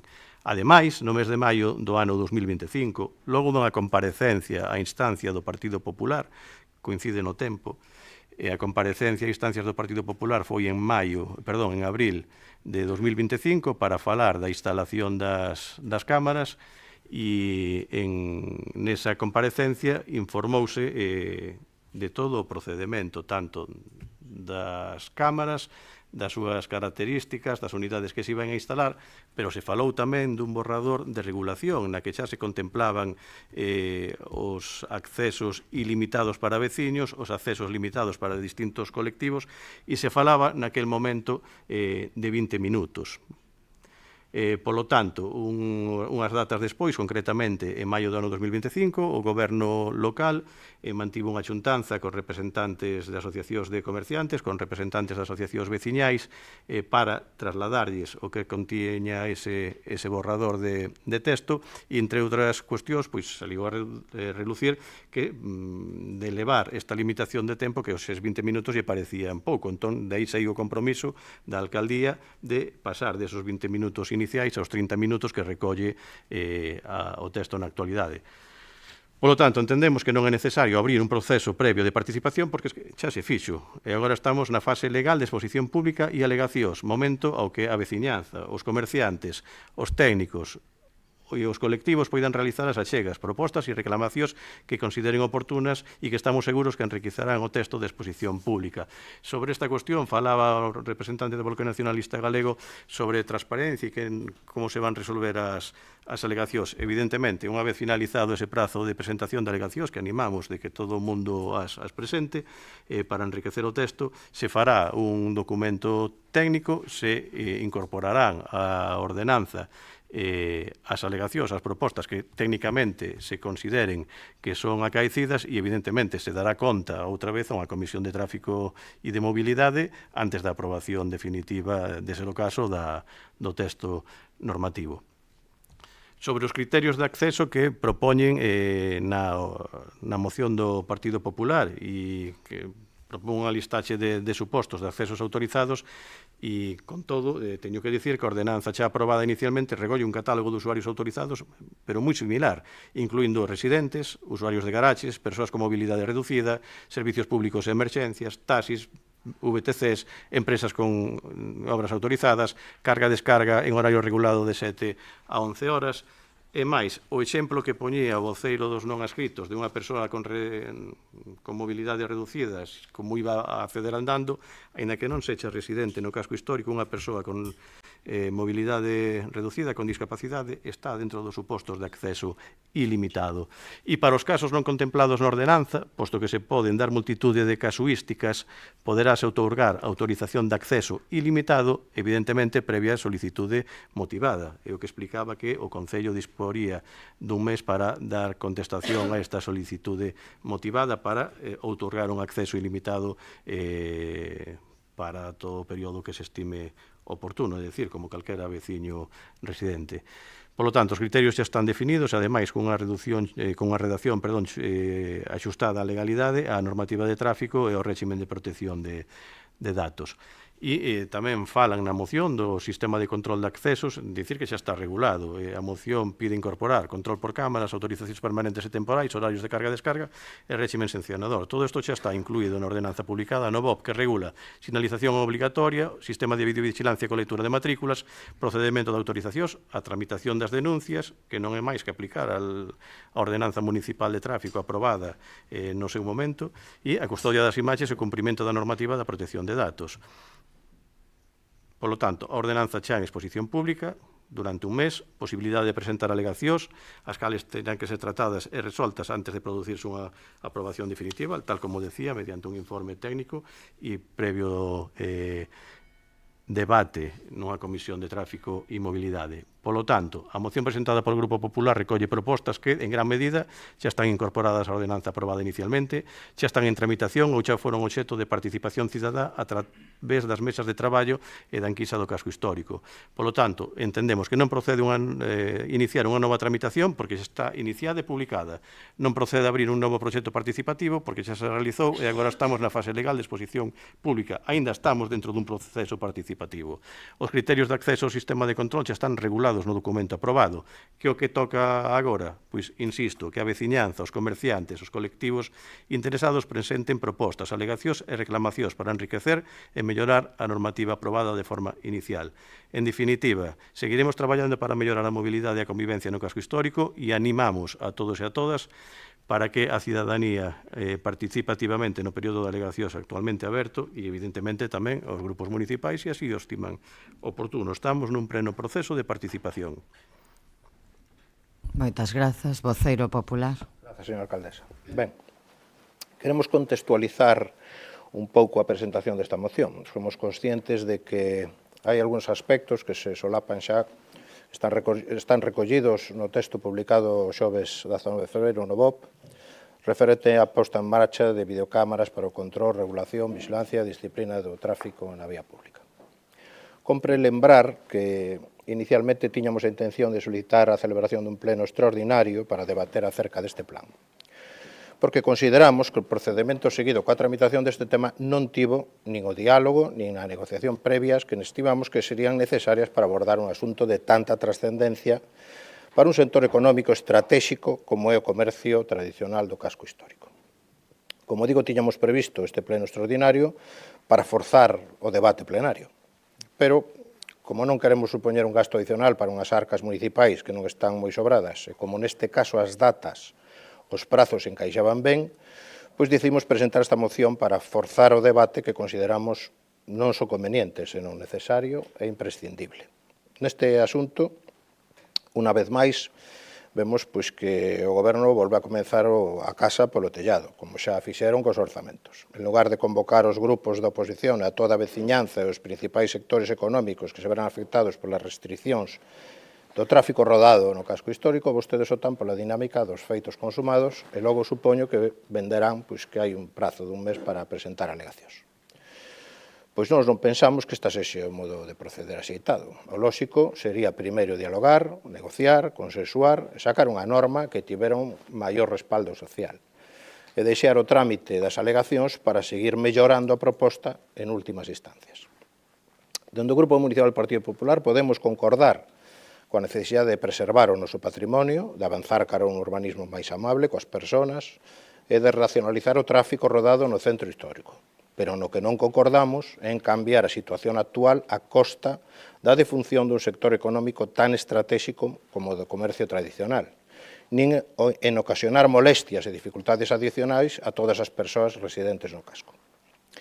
E non imos debullar agora todos os aspectos cuestionables do plan de restriccións que vostedes propoñen. Por certo, non son cuestionables por nós, senón tamén por os principais colectivos de comerciantes cos que nos reunimos recentemente, porque xa teremos tempo de facelo na amplia alegación que estamos a ultimar.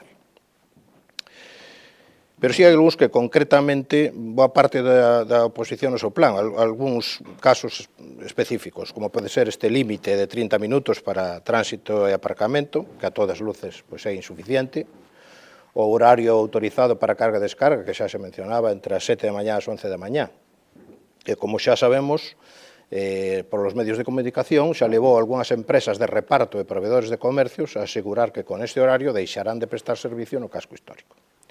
O límite máximo de 3.500 kilos de peso para os vehículos autorizados, a discrecionalidade que deixa a alcaldesa que resolva a última instancia algúns trámites, como a solicitud respecto das imaxes gravadas, ou o prazo dun mes para a resolución e notificación de calquera solicitude, un mes. Hai un aspecto que nos preocupa aínda máis de todo isto, como é o oscurantismo e a absoluta falta de claridade sobre o procedimento sancionador. E non nos referimos á moratoria, á lasitude na aplicación da nova normativa, senón que non nos queda moi claro cales van ser os importes e as cantías das multas que esperan impoñer. Vimos así de soslayo nos orzamentos que incluían unha previsión de 210.000 euros en ingresos de multas de tráfico. Non sei.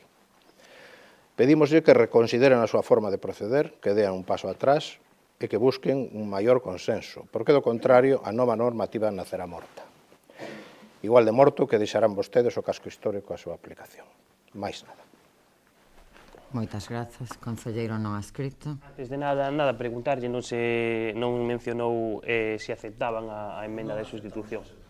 Vale, non aceptan a emenda de sustitución. Eu lamento que o Partido Popular non acepte esta emenda porque de verdade pensamos, non é que pensemos, é que nos falamos cos comerciantes e sabemos que o que os comerciantes lle trasladaron tamén é, en parte, o que está contemplado nesta emenda.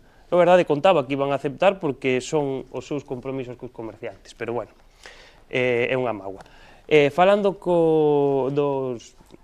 das apreciacións que fixo o voceiro do BNG, a verdade que unha de dúas, ou vostedes non coñecen a realidade de Betanzos ou non visitaron nin Allariz nin Pontevedra na vida, porque esa comparativa con Allariz, con Pontevedra, con Allariz, con Pontevedra, pero como poden comparar o casco histórico de Betanzos, que ten a súa orografía que todos coñecemos, con costas, con Allariz e Pontevedra, que son lugares chás? Allariz ten un aparcamento ao lado do casco histórico no que caben centos de coches. Pontevedra está rodeada de aparcamentos. Que comparativa hai con Betanzos? Así. Non ves? Non visitaron nin Allariz nin Pontevedra na vida, están demostrando, é o que hai. Compárennos con Vigo ou con Ourense, por exemplo, que son como Betanzos, os cascos históricos, sí que son tal. Pero que pasa? Que en Vigo ou en Ourense, antes de peatonalizar, pois non digo que haya que facer en Betanzos, pero é un exemplo. puxeron rampas mecánicas. Pois que pasa? Pois iso é, bueno, é a decisión dos seus alcaldes se salen reelexidos. Pero sabe o que é eso? Ten a palabra vostede, non é un diálogo. Continúe, Sí, perdón. gracias. Sabe o que é eso? O de poñer unha rampa mecánica nun casco histórico que é así antes de peatonalizalo? Dar unha solución antes de xerar un problema. O que estamos facendo aquí é xerar un problema e logo xa buscaremos as solucións. O que pasa co mercado? Arreglamos o mercado, logo xa buscaremos quen veña para aquí. E así estamos como estamos. Señor Fernández, cando nos falamos de mobilidade reducida, non falamos dunha persoa que teña unha discapacidade. Falamos igual dunha persoa maior que lle costa subir ata aquí. Voulle poñer un exemplo que, mire, que lle vai facer gracia. Cando antigamente, antes da pandemia, se facían as misas aquí na igrexa de Santiago, o párroco que estaba nese momento tivo que cambiar as misas para Santo Domingo. Por qué? Porque a xente maior lle dicía: ai, don Santiago, por favor, non faga as misas en Santiago que nos costa subir ata arriba. Pois no caso do casco histórico estamos igual, e se unha señora quere vir mercar o comercio, pois temos que facilitarlle a vida. E non lle vamos a poñer máis trabas e máis trabas, e non ten por que ser unha persoa que é discapacitada. Non quería mencionar o da Comisión de Tráfico, pero obrígame vostede, señor Fernández, a mencionalo. Fala vostede da postura do meu compañeiro nesa Comisión de Tráfico. Nós nin sequera recibimos a convocatoria desa comisión, que tivo que chamar un concelleiro do goberno á hora desa comisión a ver por que non estábamos, nin recibimos esa convocatoria. A documentación non recibímola en man, nese momento.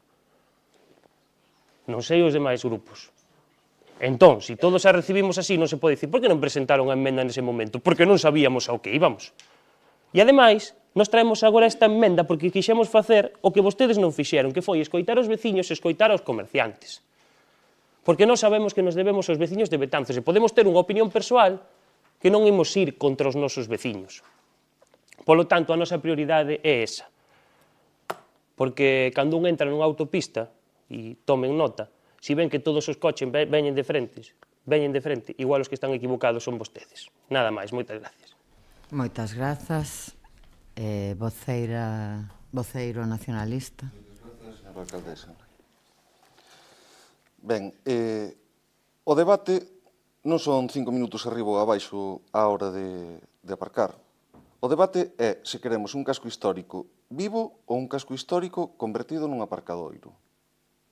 Nós, como Forza Nacionalista Galega, defendemos un modelo propio, pensado para a nosa vila e para o seu futuro, non para seguir ancorados nunha visión dos anos 90 onde o coche era o centro de todo. O exemplo contrario tamén o temos en Mondoñedo. Priorizar o tráfico non recupera a poboación nin dinamiza nada. En pleno 2026, seguir defendendo acceso libre e aparcamento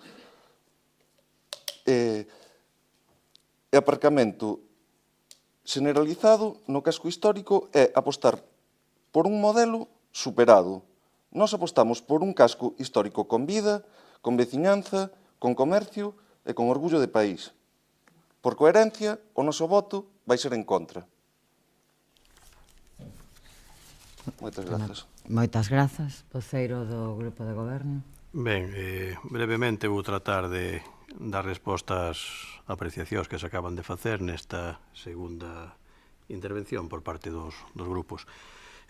Manifestaba o voceiro do Partido Popular que estábamos empezando a casa polo tellado e que non se fixo ningún tipo de diálogo, que non se mantivo ningún tipo de consulta cos axentes afectados e que isto é a política dos feitos consumados. E eu teño que decir todo o contrario.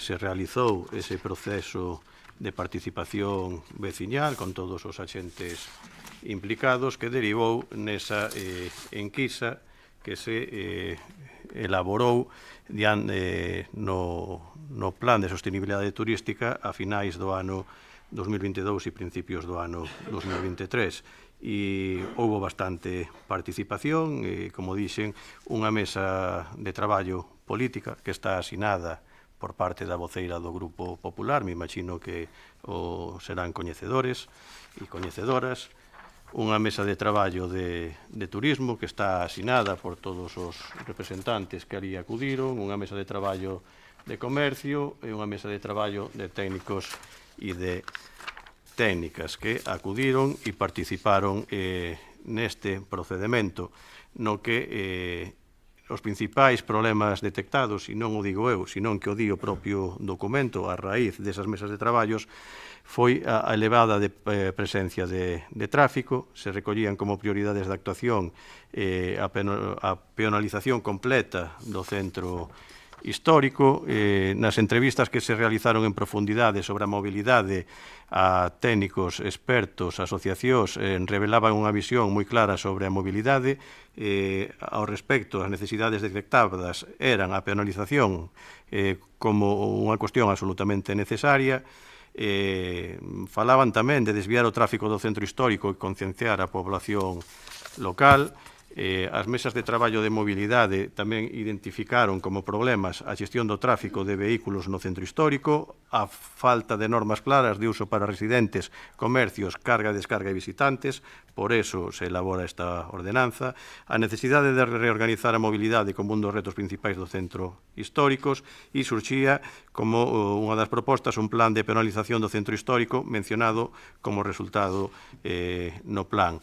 Sobre as conclusións específicas sobre mobilidade, pois unha das conclusións era o exceso de tráfico no centro histórico, a falta de claridade nas normas de circulación e o acceso, e as necesidades prioritarias se volvía a incidir na penalización do centro histórico de fomentar a mobilidade sostible mediante bicis eléctricas, patinetes ou puntos de recarga, e reordenar o tráfico e o estacionamento. Evidentemente, de todo o que sai daqui non se recolle na ordenanza, porque hai cuestións totalmente irrealizables, pero tratouse de considerar todas estas achegas para levar a cabo este traballo. Falaban de oscurantismo, non? Nunha das cuestións como que teña que resolver a alcaldesa a solicitude de imaxes gravadas. Aplicar a Lei de Protección de Datos non é algo discrecional ou un capricho da alcaldía, o estricto cumprimento da Lei Orgánica de Protección de Datos e do Regulamento Europeo en materia de protección de datos. Falaba vostede tamén de onde quitamos ese procedimento sancionador. Yo digo eu moi fácil, da ordenanza en vigor que foi aprobada polo Goberno do Partido Popular de Tráfico e de Mobilidade. Nesa ordenanza ven o réximen sancionador. Polo tanto, é o que decía o voceiro do Bloque Nacionalista Galego. Non estamos ante unha nova norma, estamos ante unha aplicación dunha ordenanza de tráfico xa aprobada por un goberno do Partido Popular, no que se recollía a posibilidade do Concello de Betanzos a establecer zonas de uso preferente de peóns. E, polo tanto, aplicando esa ordenanza de tráfico, aplicando esa consulta previa, se elaborou este borrador de ordenanza que está a día de hoxe en exposición pública. E insisto, o réximen sancionador é o que figura nesa ordenanza de tráfico. Outros aspectos que dixo, sí, pois mire, podemos coincidir con vostede no tema da carga e descarga, que ese horario igual se hace curto. Ben, este período de alegación se poderá ampliar ou non de ser o caso.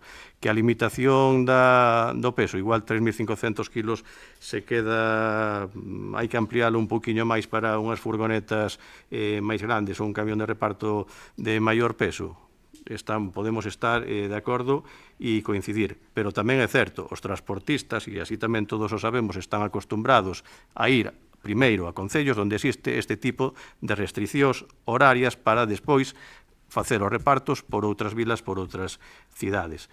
Aínda así, entendemos perfectamente que podemos armonizar, vamos a ver que propostas se levan a cabo, e é dunhas cuestións mellorables, igual, ampliar ese horario ou ampliar o peso permitido de vehículos para o acceso. Sobre as persoas de mobilidade reducida, e xa acabo para darlle contestación ás dúas cuestións que fixo nesta segunda intervención, pois foi un dos motivos polo que se ampliou dos 20 aos 30 minutos, cando se plantexaba, se formulaba por parte de algún colectivo que veían escasos esos 20 minutos, e sobre todo para ese caso, non, de que unha persoa que vai poder acceder á porta do negocio en vehículo para poder deixar unha persoa que teña mobilidade reducida ou que nese intre pois non se encontre en boas condicións para poder camiñar e quere acceder en vehículo, vai poder acceder, ir á tenda E, evidentemente, non vai a deixar o coche aparcado no medio da rúa. Terá que mover o coche, aparcalo nun sitio habilitado que se poida estacionar e terá esos 30 minutos ou ir a buscar unha alternativa e volver. Por eso se ampliou o tempo. Non creo que a día de hoxe calquera persona, a día de hoxe, que a normativa actual poda acceder ao casco e aparcar e bloquear unha vía pública. O que se limita é o tempo para que dinamizar a mobilidade. E este grupo de goberno non ten culpa de que vostedes non abran as comunicacións. Se o señor lle vou facer un rato, mira, a alcaldesa lle fixo varias no eido cultural. Comproben a plataforma de comunicacións do Concello. Cando toman posesión como concelleiros, a maiores, de facer o registro de bens e de incompatibilidades, dan un correo electrónico porque a lei de procedimento administrativo regula o procedimento para enviar as notificacións. O señor Martínez foi convocado a través do Notifica. Foi convocado a través do Notifica. Se non abriu a comunicación, non é problema deste grupo de goberno. Non é problema deste grupo de goberno. E en aras da transparencia e en áreas da participación, o que fixo o voceiro do Grupo Socialista, neste caso, o meu compañeiro, o señor Cheda Faraldo, foi chamar ao representante do grupo dos non adscritos para recordarlle que íamos a iniciar a comisión e estaba notificado polo Notifica. Estaba notificado. Comprobado, ademais. E porque estábamos ante un tema de vital importancia e obviei todo isto na primeira intervención, pero xa que o quita, xa que acusa de que foi convocado por teléfono, non, foi convocado polo Notifica. E sobre a documentación, efectivamente, a proposta de borrador se entregou ali, en man, pero non é menos certo que en abril do ano 2025, concretamente o día 29, se explicou aquí detalladamente nesta sesión de plenos ante todos os concelleiros e concelleiras as liñas básicas que se ían a recoller nesa proposta, que era a preferencia peonil sobre os vehículos, o acceso permitido en todo momento a residentes, garaches, emerxencias, transporte público, a carga e descarga nun horario establecido, que os restos de vehículos se permitiría o seu acceso nun período máximo, non se falaba de que período, despois se falou de 20 minutos e se ampliou aos 30, e que se ia dar un período de carencia para a campaña informativa, que así tamén se recolle no texto que está actualmente en exposición pública. Quería contestar a estas cuestións que se realizaron dende os tres grupos da oposición, nada máis que engadir. Ben, vamos a ver.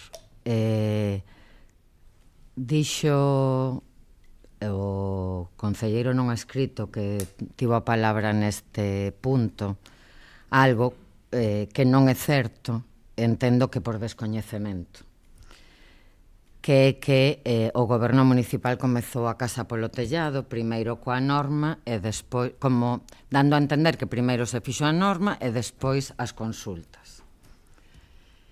Explicou o voceiro do grupo de goberno que este goberno encargou un proceso participativo a finais do que se desenvolveu a finais o voceiro popular, perdón, a finais do 2022 e comezos do 2023, no que este proceso participativo tivo como diferentes bloques.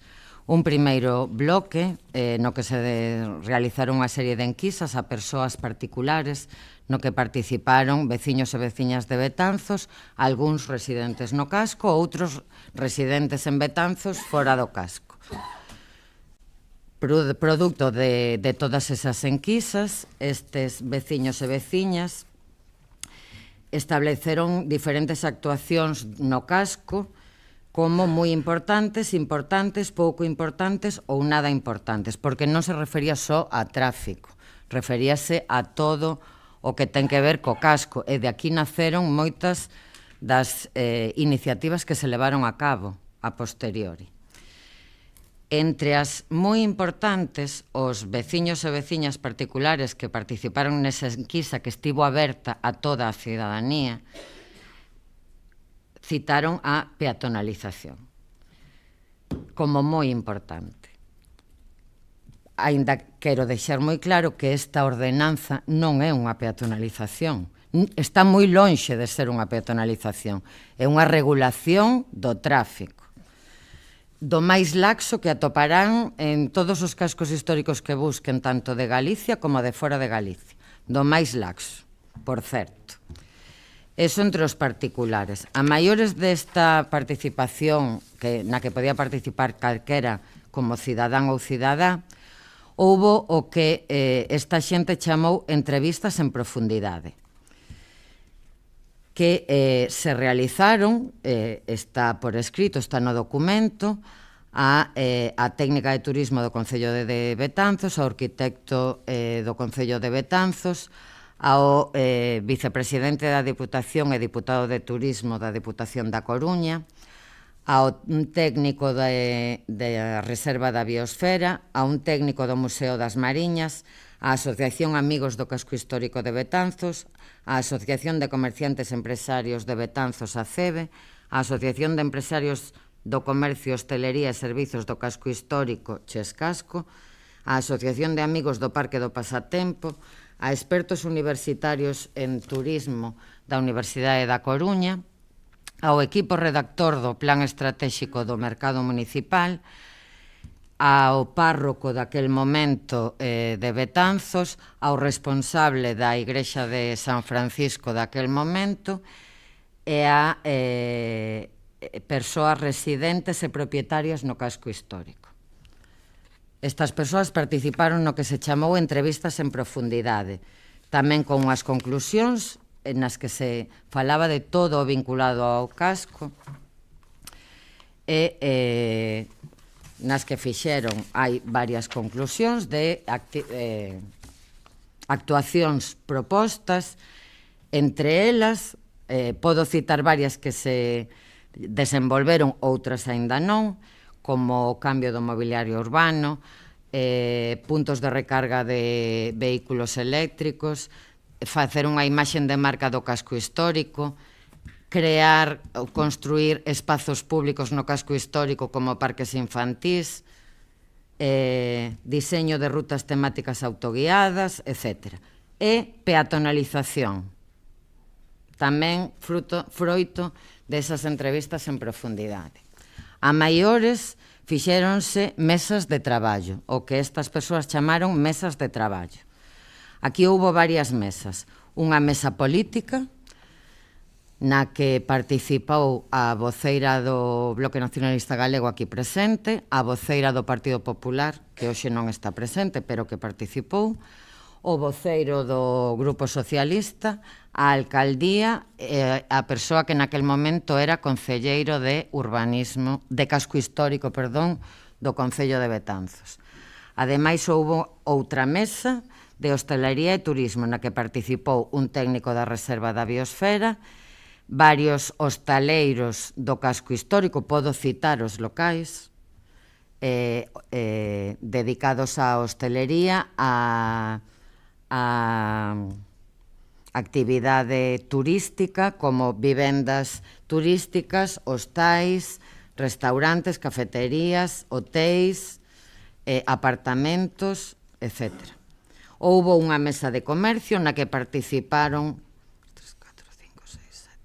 7 persoas propietarias de comercios do casco histórico, que tamén podería citar, teños aquí, e houbo outra mesa de técnicos e expertos, na que participou a CEBE, unha arquitecta particular residente no casco histórico, outra arquitecta técnica tamén a modo particular residente no casco histórico, un profesor do ciclo de turismo que se desenvolve aquí en Betanzos, un profesor da Universidade da Coruña, técnicos da Reserva da Biosfera, técnicos do Concello de Betanzos da área de turismo, do museo e de urbanismo, varios, a persoa que deseñou o plan estratégico do mercado de Betanzos, un experto nun caso que se considera de éxito anterior, que foi un técnico do Concello de Avilés, neste caso, e técnicos da Deputación da Coruña.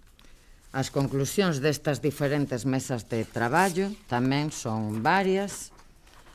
aquí titulouse Retos do casco histórico de Betanzos e propostas de actuación, e aquí non se lle chamou peatonalización, chamouse reorganización da mobilidade do casco histórico. Esta ordenanza que está aprobada recolle todo ese proceso participativo. Non se elaborou de costas á cidadanía, nin moitísimo menos. Participaron os particulares que o desexaron e todos os colectivos que teñen algo que ver coa mobilidade no casco histórico.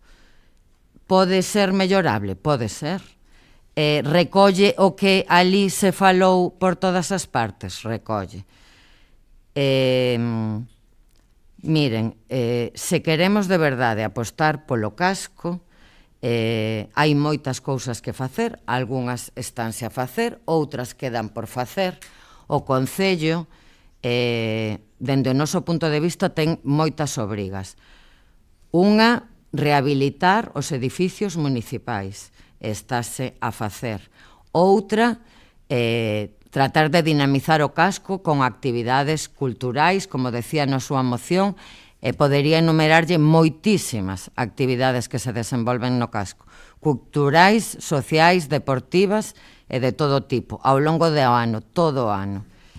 Ten que procurar a limpeza, a iluminación, os servizos dos que ten competencia, evidentemente. Construíu donde non había zonas verdes e parques infantís, é verdade, que son servizos para a cidadanía. Eu, sí, opto antes por un servizo público para a cidadanía, como é un parque na Rúa de Cabildos, que un aparcamento, porque, mire, este casco histórico, que si ten unha orografía peculiar, en costa, ten dentro do casco histórico un aparcamento soterrado. En torno ao casco histórico, moitísimo aparcamento. Podería ser máis cómodo acceder ao casco histórico a pé? Sí, ten costas, eso non o podemos cambiar ninguén o pode cambiar. Pretendemos vaciar o casco histórico? Todo o contrario. Pretendemos mellorar a mobilidade no casco histórico. Penso de corazón, ou creo firmemente, que é unha medida que a medio prazo creo que veremos todos e todas que lle convén ao casco histórico, aos residentes, ao comercio no casco, á hostalaría no casco, de todo tipo. Creo que están contemplados moitos supostos nesta ordenanza. Podémonos, os técnicos e grupo de goberno, esquecer algunha. Evidentemente, estamos abertos no período de alegacións e con posterioridade. Calquera veciño ou veciña que se vexa nunha situación non contemplada non ten máis que plantexala. A min decíame moita xente que está de acordo con esta ordenanza. Por suposto, non é por unanimidade. Todas as persoas que participaron neste proceso participativo, seguro que non hai unha unanimidade, pero si hai unha maioría que plantexa estas propostas de actuación. Actuar de costas á cidadanía sería non actuar de acordo con estas propostas de actuación dende o noso punto de vista. E despois hai dúbidas, eu comprendo que haxa dúbidas, que haxa inquedanza. Podo comprender calquera cambio, por pequeno que sexa, deste tipo sempre as xenera, sempre. Pero vamos a ver como funciona. Hai un mes de alegacións, hai 3 meses de proba nos que podemos ser conscientes, como digo, de cousas que non se tiveron en conta. Despois pode haber cousas puntuais que ocurran un día. Falábamos na xuntanza coa Asociación de Amigos do Casco Histórico e cos dúas asociacións de comercio plantexaban cuestións. Pois no día do San Roque, ou, por exemplo, recordo unha floristería no día de defuntos. Pois unha cousa é que un día puntual do ano as necesidades sexan outras e se dé un permiso para eso, e outra cousa é que sexa todos os 365 días do ano. Entón, de verdade que responde a ese proceso participativo, de verdade que creemos que mellora a mobilidade do casco, de verdade que alguén pode estar en contra de intentar que nesta Praza da Constitución non haxa unha mañá calquera 10 coches aparcados. 10 coches que estou segura, e todos nos conocemos aquí, que se miramos de quenes son, non son precisamente de persoas con problemas de mobilidade que estén mercando no comercio de Betanzos. Asegúrollo, porque nos conocemos todos e todas. Recordo cando chegamos a última 25 de novembro, adiante deste Concello, para ler o manifesto, había un coche aparcado na porta do Concello. Na porta do Concello. Dunha persoa que non ten problemas de mobilidade, que estaba tomando un café. Pois, coñece algún casco histórico, citaba o de Vigo e Ourense, non se pode facer tampouco. Nin no de Lugo, nin no da Coruña, nin no de Viveiro, nin no de Tui, que se poida ir adiante da cafetería de María Pita con coche a tomar un café. E si vou a comparar esta plaza coa de María Pita, sí, porque Betanzos é tan importante como esa plaza. Quitáronse os vehículos que aparcaban sin autorización e con autorización tamén se quitaron da Plaza de Galicia. Parecía que iba a ser a traxedia mundial. Está funcionando con absoluta normalidade, sin problema ningún. Os taxis ocúpana e non hai outros vehículos. Vehículos que viñan, que aparcaban para ir ao caixeiro, para ir ao mercado semanal. Quero recordar tamén que, ademais de ter un aparcamento no propio casco, o Concello paga 20 minutos gratis a todos e todas, betanceiros e non betanceiros, que fan uso dese servizo. Quero recordalo tamén, é importante. E custa cartos ás arcas municipais para favorecer eses trámites de ir ao mercado semanal, de ir á farmacia, de ir ao caixeiro, de ir ao notario. Algo rápido, evidentemente. Porque como en calquera outro lugar, pois o lóxico non é ter as rúas do casco cheas de coches. Os coches no casco poderán aparcar, como agora, eso non se varía, xa está regulado, nos lugares habilitados para o aparcamento.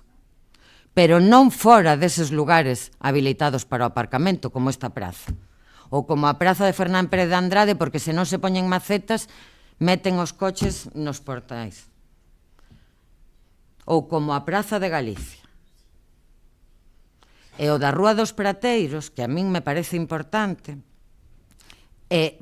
sae de moitas queixas de veciños e veciñas da zona que vían en risco a súa seguridade persoal, porque ademais de ser utilizada por moita xente para atallar a unha velocidade pasmosa para esa. Entón, creo que é unha ordenanza realmente construtiva, probablemente mellorable, pode ser, producto de unha decisión unilateral, en ningún caso, producto dun proceso superparticipativo, están as firmas aquí, das persoas. Que está aberto a incluir calquera suposto que non se contemplara e que sexa realmente necesario, sí. Sí, aberto a incluílo. Que creemos que vai a mellorar a medio plazo a vida de residentes, comerciantes, hostalería e axentes turísticos, sí, o creemos firmemente. Que non coñecemos un casco no que se tomaran medidas como estas ou moito máis restrictivas que a posteriori queran volver á etapa anterior, tamén. Non coñezo ningún coñezo. Entón, bueno, creo que este non é o último paso, non é o primeiro tampouco. Xa se diron varios dende o goberno municipal, varios. Este é un máis e non é o último. Entón, bueno, creo que o que aquí se traía a colación por parte do Partido Popular, que, salvo, creo que un par de cousas, está todo recollido na ordenanza tal e como está, poden o presentar como alegación, estudiarán aos técnicos, estudiarase polos grupos na Comisión de Mobilidade, pero o que se busca con esta regulación do tráfico no casco é mellorar o casco. Mellorar o casco. E non dar pasos cara atrás. E de costas a veciñanza, para nada. Para nada. En absoluto. Eso é totalmente falso. Falso. Entón, animo, insisto no que decía o voceiro do grupo de goberno, a participar no período de alegacións, despois a participar na Comisión de Mobilidade, e se mellora, benvido sexa todo o que sexa mellorar. Por exemplo, eso do tempo de carga e descarga, que este en moitos cascos, en moitos. Pero, bueno, se consideramos que é escaso, a nos xa nos lo trasladou algunha persoa, pois pódese ampliar un pouco, non hai problema. Se o que queremos é mellorar o casco, pero non queremos coches aquí nin por toda a rúa travesa onde non se pode aparcar xa agora. Agora non se pode aparcar na rúa travesa. E tamén todos e todas sabemos quen aparca, porque paseamos por aí, verdad? Todos e todas.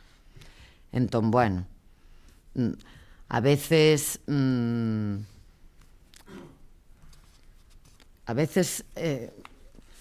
decimos cousas que bueno, que con ánimo construtivo, pero que a realidade é outra.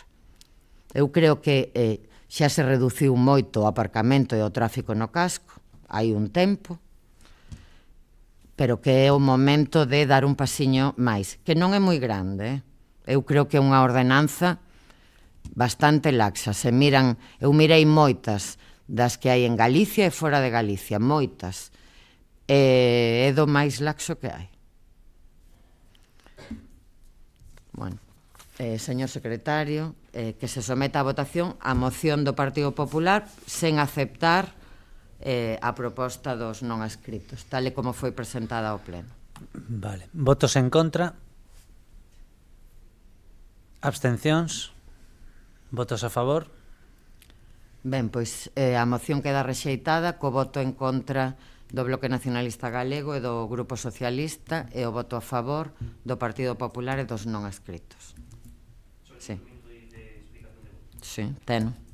Ben, nada, simplemente aclarar a nosa postura, o noso voto favorable, aínda que o Grupo Popular non aceptou a nosa emenda. Entendemos que eses acordos que les propoñen son mellores que a norma que propón o Goberno, aínda así nos consideramos os parches sobre un proxecto que non parte da realidade do casco histórico de Betanzos. Nos seguimos defendendo que o compromiso que hoxe debía de salir de aquí tiña que ser a paralización desta norma e, sobre todo, a convocatoria inmediata ás asociacións, comerciantes, hostaleiros e veciños do casco histórico. Moitas gracias. Moitas grazas. Señor secretario, punto seguinte. O punto seguinte é a moción do BNG sobre a reivindicación do 8 de marzo. Voceira nacionalista ten a palabra. Grazas. Ás portas do 8 de marzo de 2026, data na que o feminismo sae ás rúas en homenaxe ás loitas feministas que nos antecederon en reivindicación dunha vida en igualdade, especialmente no ámbito económico e laboral, desde o Grupo Municipal do BNG queremos insistir na necesidade de responder a un presente de rearmamento do machismo e un avance dos totalitarismos con máis feminismo. O mundo vive unha ofensiva de amenazas e dereitos elementais sexuais e reproductivos ou a posta en cuestión da violencia machista. Ao mesmo tempo, atopámonos nun momento no que a situación das mulleres galegas fronte ao relato imperante da igualdade conseguida está marcada por unha enorme desigualdade en moitos ámbitos, entre os que ás portas do 8 de marzo e do 10 de marzo compre remarcar o socioeconómico e laboral. Constatamos a ineficacia das políticas públicas e as consecuencias da concatenación de crisis que vivimos nos últimos 3 lustros, tanto en termos de condicións de clase traballadora como na clase dos servicios públicos, cuxas consecuencias recaen de forma intensa e maioritaria nas mulleres. Ademais, no ámbito dos municipios galegos, compre sinalar que a falta de compromisos da Xunta de Galiza e do Goberno do Estado repercute negativamente no sostemento de servicios amplamente feminizados, como o servicio de axuda no fogar. Da mesma maneira, vemos as consecuencias negativas no avance privatizador do Partido Popular nos servicios públicos e tamén nos servicios especialmente dedicados á igualdade, como son o CIM móvil ou os centros de crisis 24 horas para vítimas de violencia sexual. Así as cousas, no ámbito sociolaboral, vemos tímidos avances nos indicadores que son en realidade un espellismo. Este é o caso, por exemplo, da leve reducción da fenda salarial, que en realidade explícase polo empeoramento das condicións laborais dos homes, non pola mellora da situación das mulleres. A realidade é que, ollando o período do 2009 ao presente, ou tramos máis recentes, a situación laboral das galegas segue a ser desfavorável, en especial no que atinxe aos principais sectores de ocupación, as condicións de traballo e a remuneración. Aínda que algúns dos indicadores observen unha lixeira mellora, a desigualdade persiste. Existe un maior número de mulleres desempregadas e inactivas que de homes. A taxa de actividade femenina segue sendo por debaixo da masculina. Na taxa de ocupación ocorre o mesmo. A taxa de desemprego femenina segue a ser maior que da masculina. É preciso tamén recordar o diferencial negativo en contra das mulleres galegas se facemos unha comparación co Estado ou coa Unión Europea. As taxas de temporalidade femeninas seguen a superar as masculinas e a temporalidade femenina é maior na Galiza que no Estado, que é outro aspecto a salientar e que constatar o protagonismo das mulleres nos peores indicadores de temporalidade e precariedade. Aínda que habería moitos exemplos por debullar, compre ter en conta a interseccionalidade e como esta situación se agrava se temos en conta factores como a migración, a monoparentalidade ou a mocidade. É necesario sinalar a enorme desigualdade que reflicte o ámbito das pensións e a consolidación da feminización da pobreza, e que a situación global de desigualdade ten unha expresión especialmente gravada no rural galego, con peores indicadores económicos e falta de servicios públicos e políticas específicas. Ao mesmo tempo, compre recordar que o período político máis recente estivo marcado por novas denuncias públicas de violencia machista en ámbitos como político, cultural, que no pasado 2025 houve un incremento de feminicidios sen ningunha actuación extraordinaria por parte dos poderes públicos. Ante a complexidade desta situación, é necesario incrementar os nosos esforzos e impulsar novas ferramentas políticas e institucionais para avanzar sen conformarse con que a desigualdade permaneza nos dereitos lexislados e non sexan executados. Así mesmo, temos que reivindicar, recoñecer as movilizacións do feminismo galego organizado, fundamentais na resposta ao machismo e no fortalecemento dunha axenda feminista galega que avanza no noso país. É por todo o exposto con anterioridade polo que traemos a aprobación dos seguintes acordos. 1. A Corporación Municipal do Concello de Betanzos e a reafirmar no seu compromiso coa loita feminista e o apoio ás movilizacións e reivindicacións do feminismo galego organizado neste 8 de marzo. Reclamar á Xunta a promoción dun acordo de país para a creación dun Instituto Galego da Muller como organismo público que promova a fortaleza e as políticas de igualdade de forma transversal en todos os ámbitos da vida, social, económico, cultural, político. Para tal fin, o Instituto contará con unha personalidade xurídica propia, un orzamento propio, autonomía de xestión e plena capacidade de obrar para o exercicio das funcións e terá como obxectivo a promoción das condicións que promovan a igualdade e supriman todos os obstáculos que as impiden, así como a eliminación de todas as formas de discriminación sobre as mulleres na Galiza. 3. Instar a Xunta de Galiza a impulsar un novo marco regulamentario e orzamentario incrementando a súa contribución para os centros de información á muller co obxectivo de reforzar e ampliar a rede galega de CIM, facendo especial énfase na creación destes centros naqueles concellos e comarcas nos que actualmente non existen ou están sobrecargados, impulsar a fixación de rateos mínimas de persoal e favorecer a contratación a xornada completa como mínimo de todo o persoal que sexa obligatorio para a acreditación do CIM. E cuarto, facultar a alcaldía e a concelleira en quen delegar a tomar cantas medidas sexan necesarias. Nada máis, grazas. Moitas grazas. Concelleiro non adscrito. Gracias, señora alcaldesa. Es la de todos los años y, por supuesto, estamos de acuerdo. Reclamar a todas las administraciones su colaboración para la igualdad de la mujer. Esperamos se cumpla y, si no, estar aquí el próximo año para seguir apoyando. Nada más. Moitas grazas. Voceira popular. Moitas grazas, señora alcaldesa. Ben, pois, lendo con atención esta moción, quero comenzar cunha afirmación clara. É que a igualdade entre homes e mulleres non é patrimonio de ningunha ideoloxía. É unha cuestión de xustiza e calquer tipo de violencia cara a unha muller é un fracaso que nos marcamos como sociedade. Pero dito isto, cando Galicia avanzou, fixo desde a responsabilidade institucional, non desde o ruído nin desde a confrontación permanente. E unha vez máis vemos como BNG opta por ofrecer unha visión da realidade sesgada e partidista na que xa non sorprende a ninguén situar a Xunta de Galicia e o Partido Popular como responsables da meirande parte dos males que padecen as mulleres galegas. E iso non é así. O texto fala de ineficacia e de falta de compromiso por parte da Xunta de Galicia. Permítame dicilo con serenidade. Iso non se corresponde coa realidade. Galicia conta cunha estrutura estable en materia de igualdade. Conta cunha Secretaría Xeral de Igualdade, cun plan estratégico 22-27, conta cunha ampla rede de centros de información á muller, que, por certo, celebramos que máis pronto que tarde Betanzos vai a contar cun CIM propio tamén, conta con rede de acollemento aos servizos 24 horas, conta cun financiamento sostido e planificación plurianual. E iso non son consignas, son feitos. Que queda o camiño por percorrer, sen dúbida. Que existen desigualdades, por suposto, pero negar os avances acadados e presentar un panorama de abandono institucional non contribúe a mellorar nada. E ora permítame falar de Betanzos. Betanzos, chamado no seu día Betanzos Cabaleiros, foi terra de linaxe e honra. Mais, cando lembramos os cabaleiros que deron nome á cidade, poucas veces nomeamos as súas nais, as súas fillas, as súas netas. Foron elas quen sostiveron as casas, quen transmitiron valores, quen aseguraron a continuidade da comunidade.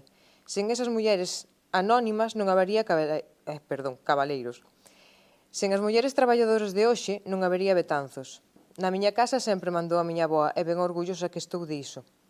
As mulleres do noso casco histórico, as do comercio local, as do rural brigantino, as profesionais, as coidadoras, as emprendedoras, elas non precisan relatos apocalípticos, precisan estabilidade, conciliación, emprego e servizos de igualdade que funcionen. E, por certo, dito isto con ánimo construtivo, esquecen vostedes, aínda que o mencionan na exposición de motivos, que existe tamén un goberno central que conta cun Ministerio de Igualdade e que, polo tanto, tamén ten responsabilidade nesta materia. Se queremos facer unha moción rigorosa, debemos ser coherentes co reparto competencial. Por iso, por que non engadiron ou engaden así os seguintes puntos na parte dispositiva da moción? Instar ao Goberno Central a restablecer contías íntegras do plan corresponsables, instar ao Goberno Central a desenvolver accións de sensibilización e formación e igualdade de oportunidades, instar ao Goberno Central a promover programas específicos de fomento e impulso do emprego feminino, instar ao Goberno Central a impulsar medidas específicas para apoiar a igualdade no medio rural, etc. Porque a igualdade é unha tarefa compartida, non é competencia exclusiva dunha administración e a responsabilidade debe asumirse en conxunto, entre todos. O noso grupo votará a favor do compromiso co 8 de marzo, pero tamén defenderemos con serenidade e verdade que Galicia ten políticas públicas sólidas nesta materia e Betanzos, cidade con historia e carácter, sabe que os avances duradeiros fanse dende a estabilidade, o rigor e a responsabilidade. Mais nada por hora e moitas grazas. Moitas grazas. Bueno, voume ceñir a moción presentada polo BNG. É verdade que unha vez máis, é verdade que segue a ser necesaria, imprescindible, unha moción ou apoio de calquera corporación a todas as reivindicacións das mulleres de Betanzos, galegas ou de donde sexan, porque É verdade que se diron pasos cara a esa suposta igualdade real, pero é igual, tamén verdade que non é unha realidade. Non existe esa igualdade real. Eu non son tan pesimista como algunha das afirmacións que se fan na exposición de motivos, como que a fenda salarial se reducira moi pouquiño. Creo que é verdade que o emprego feminino segue a ser moito máis precario que o masculino. Creo que a temporalidade é inmensamente maior nas mulleres que nos homes, etcétera, etcétera. Pero a fenda salarial si creo, non teño aquí os números, que si se reduxo dun xeito considerable.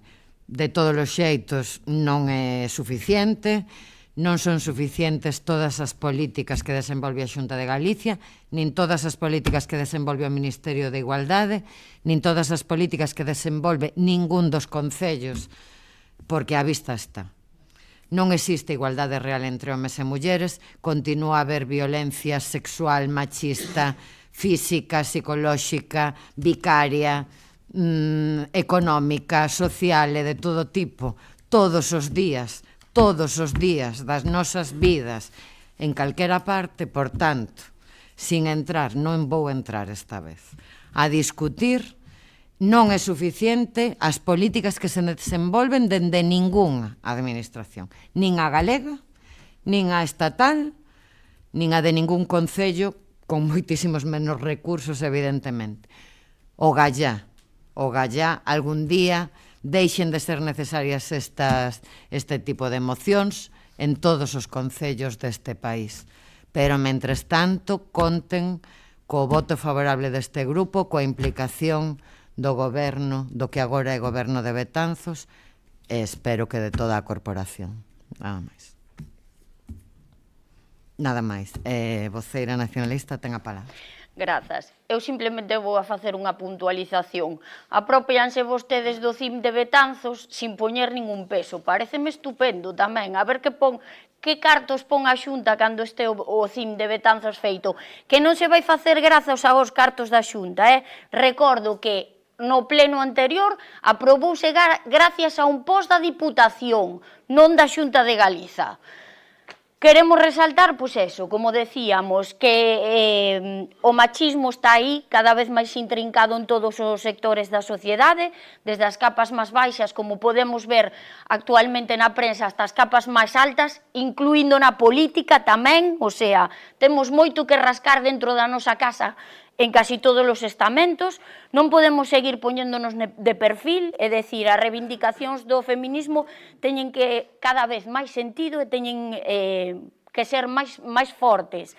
É dicir, nos tachan de alarmistas. A realidade é o que falábamos, salimos na prensa todos os días. É dicir, todos os días hai un acoso a unha muller, hai un acoso na rúa, no seu traballo. O último, quen debería de protexernos, que a policía, agrédenos tamén. É dicir, a que momento vamos chegar? O sea, para que non sexamos alarmistas. É dicir, o xefe máximo da Policía de España agrede as mulleres e despois non temos que ser alarmistas. Necesitamos moito máis para que isto non se produza, é dicir, debemos de seguir loitando e debemos de ter unhas políticas públicas que se adapten á necesidade que necesitan as mulleres. Nada máis, grazas. Moitas grazas. Concelleiro non adscrito. Señora alcaldesa, moi breve. La cosa está moi clara. Entonces, nosotros seguiremos apoyando en todos los ámbitos la igualdad de la mujer, porque en este momento son el motor de la mayoría del comercio, sobre todo brigantino. Nada más. Moitas grazas. Voceira popular. Nada, simplemente aclarar que non quería que entrasen nada. Estou completamente de acordo co que dixo de que ningunhas políticas chegan o sea, tanto estatal como autonómica, o sea, que todo o que sea para avanzar contra a loita feminista, pois pa diante, non? Pero que non se minimice os avances que se van facendo. Despois, eu non me apropiei, bueno, dixen que a Xunta fora a facer o CIM. Dixen que me alegraba de que máis pronto que tarde se faga o CIM. En ningún momento dixen que non iba a facer. E máis nada. Moitas gracias.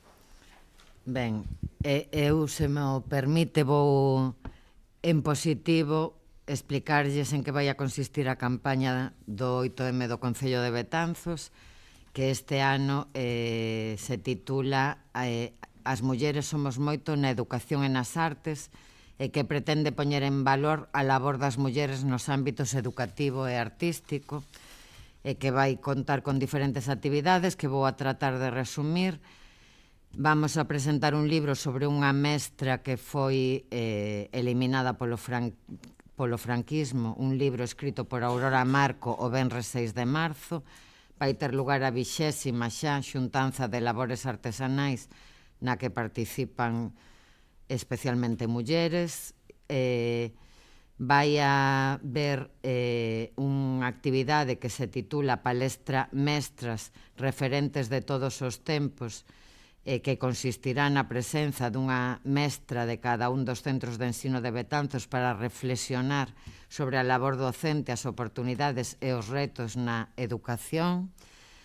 Vai a haber o que se chama gamificación, mocidade corresponsable, que terá lugar nos centros educativos de secundaria a semana do 16 ao 20. Vai a haber 3 obradoiros, un ciclo de obradoiros que se titula Manual de Supervivencia para Mulleres, un obradoiro sobre como comprender a adolescencia, outro sobre como sobrevivir ao estrés cotiá das mulleres e outro sobre como mergullarse no autocoidado. Vai haber tamén a presentación dun cómic que se titula Mulleres Artistas no Museo das Mariñas, elaborado polo Concello e impreso pola Deputación da Coruña, un obradoiro de deseño de personaxes en base a ese cómic Mulleres Artistas que se desenvolverá ao longo de todo o mes no museo, e entregaremos unha vez máis o distintivo Muller Emprendedora, nesta ocasión correspondente ao ano 2025, e o premio Úrsula Meléndez de Teixeda que falábamos antes. Fundamentalmente estas son as actividades concretas desta campaña do 8M, as que animo a participar a corporación e a toda a cidadanía. Ben, non se manifestou o voto, aínda que quero entender que se aproba por unanimidade de todos os grupos esta moción, señor secretario, así que pasamos ao punto seguinte. O punto seguinte é o punto 9º, moción do BNG sobre a reapertura da Radio Municipal de Betanzos. Voceira nacionalista, ten a palabra. Moitas grazas, señora alcaldesa. O Día Mundial da Radio conmemorase cada 13 de febreiro, un día de moitas conmemoracións, especialmente polas terras de Betanzos, e busca destacar a importancia dun medio que ten acompañado a humanidade durante máis dun século. Ese día, o 13 de febreiro, é a data que se creou Radio Nacións Unidas en 1946, un fito que marcou o inicio dunha instancia internacional destinada a promover a paz e a diversidade a través das ondas. Segundo a Organización das Nacións Unidas para a Educación, a Ciencia e a Cultura, a UNESCO, esta data ten como finalidade lembrar o papel fundamental da radio como vehículo de comunicación, educación e emerxencia en contextos críticos. En Betanzos contamos durante moitos anos cunha radio municipal, localizada nas instalacións de Bellavista. Esta emisora, que fora inaugurada en agosto de 1997, cesou na emisión dunha programación continua en 2007, aínda que continuou retransmitindo os plenos municipais e conectando con outras emisoras. A Radio de Betanzos tiña 3 prazas de persoal asignadas na relación de postos de traballo do Concello, que foron recolocados en postos laborais diferentes. A día de hoxe contamos con 2 instalacións de radio, a xa mencionada de Bellavista e outra das antigas escolas García Naveira, mas carecemos de persoal e dunha emisión estável. A reapertura desta emisora permitiría darlle voz a diferentes colectivos betanceiros, as asociacións de veciños e veciñas, centros escolares ou novas agrupacións musicais, o tempo que redundaría na transparencia da institución municipal. E por todo isto traemos a aprobación e a debate aos seguintes acordos. En primeiro lugar, instar o Concello de Betanzos a valorar a reapertura da radio municipal, toda vez que contamos con 2 instalacións radiofónicas para a súa posta en marcha. En segundo lugar, instar o Concello de Betanzos a valorar a dotación na relación de postos de traballo municipal do persoal necesario para a reapertura desta emisora. En terceiro e último lugar, facultar a Alcaldía e Concellera en quen delegar a tomar cantas medidas sexan necesarias para cumprir estes acordos. Grazas pola atención. Moitas grazas. Concelleiro non adscrito. Gracias, señora alcaldesa. Ben, non xa adiantamos que imos a votar a favor, máis que nada porque non ten sentido que un concello como Betanzos, que presume de ser cabeceira de comarca, como ser un referente cultural, teña un medio de comunicación público como é a radio pechado. Todos sabemos que as instalacións existen, que temos equipos, incluso que temos a concesión dese dial 107.9. O que pasa é que para poñer en marcha unha radio, ademais de equipos de frecuencia, hai que ter ganas de escoitar o que a xente ten que dicir, non? Parece que neste caso o goberno non ten ganas de escoitar as opinións dos veciños que estén fora do seu control. A radio é moito máis que poñer música ou ler bandos, non? A radio serve para que unha persoa que vive soa se sinta acompañada, para que os nosos nenos aprendan a comunicar ou para que un veciño de Piadela se entere do que lle pasa a un veciño de Tiobre, non? Iso é facer cidade e iso é o que nos estamos perdendo en Betanzos. Nós non queremos unha radio que sirva para facer propaganda, sino que o noso compromiso é facer de Betanzos unha cidade conectada, onde a radio sexa unha ferramenta de cohesión social aberta á colaboración de calquera veciño. Un espacio onde debater, onde criticar e, sobre todo, tamén onde construir identidade. Para que a Radio Betanzos volva a emitir, non fai falta nin informes nin estudos, xa o temos todo. Só falta vontade política para darlle a ese botón de acendido. E como este goberno parece ser que non a ten, houve varios intentos e nunca foron adiante, teremos que ser nós que nos apoñamos en marcha, porque Betanzos ten o dial e nós temos a ilusión suficiente. Non subestimen nunca o poder da radio. Moitas gracias. Moitas grazas. Voceira popular. Moitas gracias, señora alcaldesa. Dende o Grupo Municipal do Partido Popular queremos comenzar deixando claro que compartimos o valor que pode ter unha radio municipal como medio de comunicación de proximidade, de dinamización cultural e mesmo de participación cidadá.